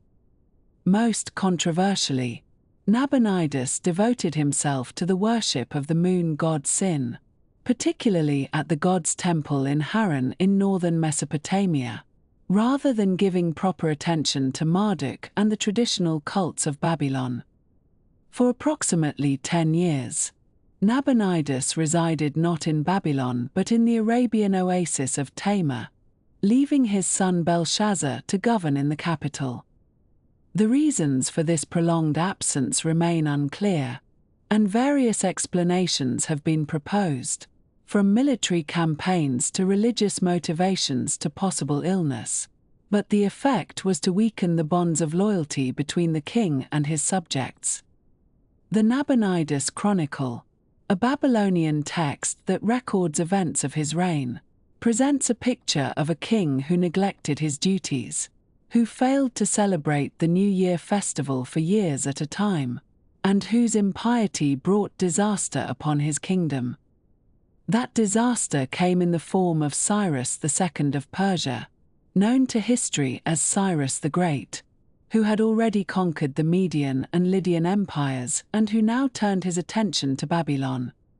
According to the account preserved by the Greek historian Herodotus, the Persian army approached Babylon while the inhabitants were celebrating a festival, confident in the protection of their massive walls. Cyrus, recognizing that a direct assault would be futile, ordered his engineers to divert the Euphrates River, which flowed through the center of the city, into a nearby basin. When the water level dropped sufficiently, Persian soldiers waded along the riverbed and entered the city beneath the walls, taking the inhabitants by surprise. The date was the night of the 16th of Tishri in the year 539 before the Common Era, and within hours Babylon had fallen without significant resistance. The transition of power was remarkably smooth, and Cyrus went to great lengths to present himself not as a foreign conqueror but as a legitimate ruler chosen by the gods themselves. This message was broadcast through a remarkable document known today as the Cyrus Cylinder, a barrel-shaped clay inscription that was buried in the foundations of Babylon's walls. The text, written in Akkadian cuneiform, declares that Marduk had grown angry with Nabonidus for his impiety and had searched among all the lands for a righteous king, selecting Cyrus to restore proper worship and bring peace to the people. The cylinder describes how Cyrus entered Babylon peacefully, how he freed captives and returned displaced peoples to their homelands, and how he repaired temples and honored the gods. This was propaganda, of course, skillfully designed to legitimize Persian rule in Mesopotamian terms, but it was effective propaganda, and Babylon accepted its new masters with relative equanimity. The city continued to function as an important administrative center under the Persian Empire, one of several royal capitals where the great king resided at various seasons of the year, and Babylonian culture persisted, with scribes continuing to copy ancient texts and priests maintaining the traditional rituals. 2 centuries later, in 331 before the Common Era, another conqueror entered Babylon, this time Alexander of Macedon, fresh from his victory over the Persian king Darius III at Gaugamela. Alexander, too, was careful to honor the city's traditions, ordering the restoration of temples that had fallen into disrepair, and he seems to have intended to make Babylon the capital of his vast empire. It was there, in the palace of Nebuchadnezzar, that Alexander died in June of 323 before the Common Era, at the age of 32, his plans for further conquest and consolidation cut short by fever, or poison, or simply by a body exhausted by years of campaigning and excessive drinking. After Alexander's death, Babylon passed to his general Seleucus, who founded a new capital called Seleucia on the Tigris, and gradually, over the following centuries, the ancient city began to decline. The population drifted away to newer settlements. The temples fell silent as the last cuneiform literate priests died without successors, and the great buildings crumbled into mounds of earth that the local people called tells. By the time of the Common Era, Babylon was largely abandoned, and its very location was eventually forgotten, remembered only in the pages of Herodotus and the Hebrew Bible, where it served as a symbol of worldly pride and eventual divine judgment. And yet the legacy of Babylon, and of all the Mesopotamian civilizations that preceded it, lived on in ways both visible and hidden. The Greeks inherited Babylonian astronomy. The Romans built upon foundations laid in the ancient Near East, and the religious traditions of Judaism, Christianity, and Islam all carry echoes of Mesopotamian thought and practice. The wheel and the plough, writing and mathematics, the division of the hour into 60 minutes and the minute into 60 seconds, all of these trace their origins to the land between the rivers, to those long-vanished peoples who looked up at the same stars we see tonight and wondered, as we wonder, about the meaning of it all.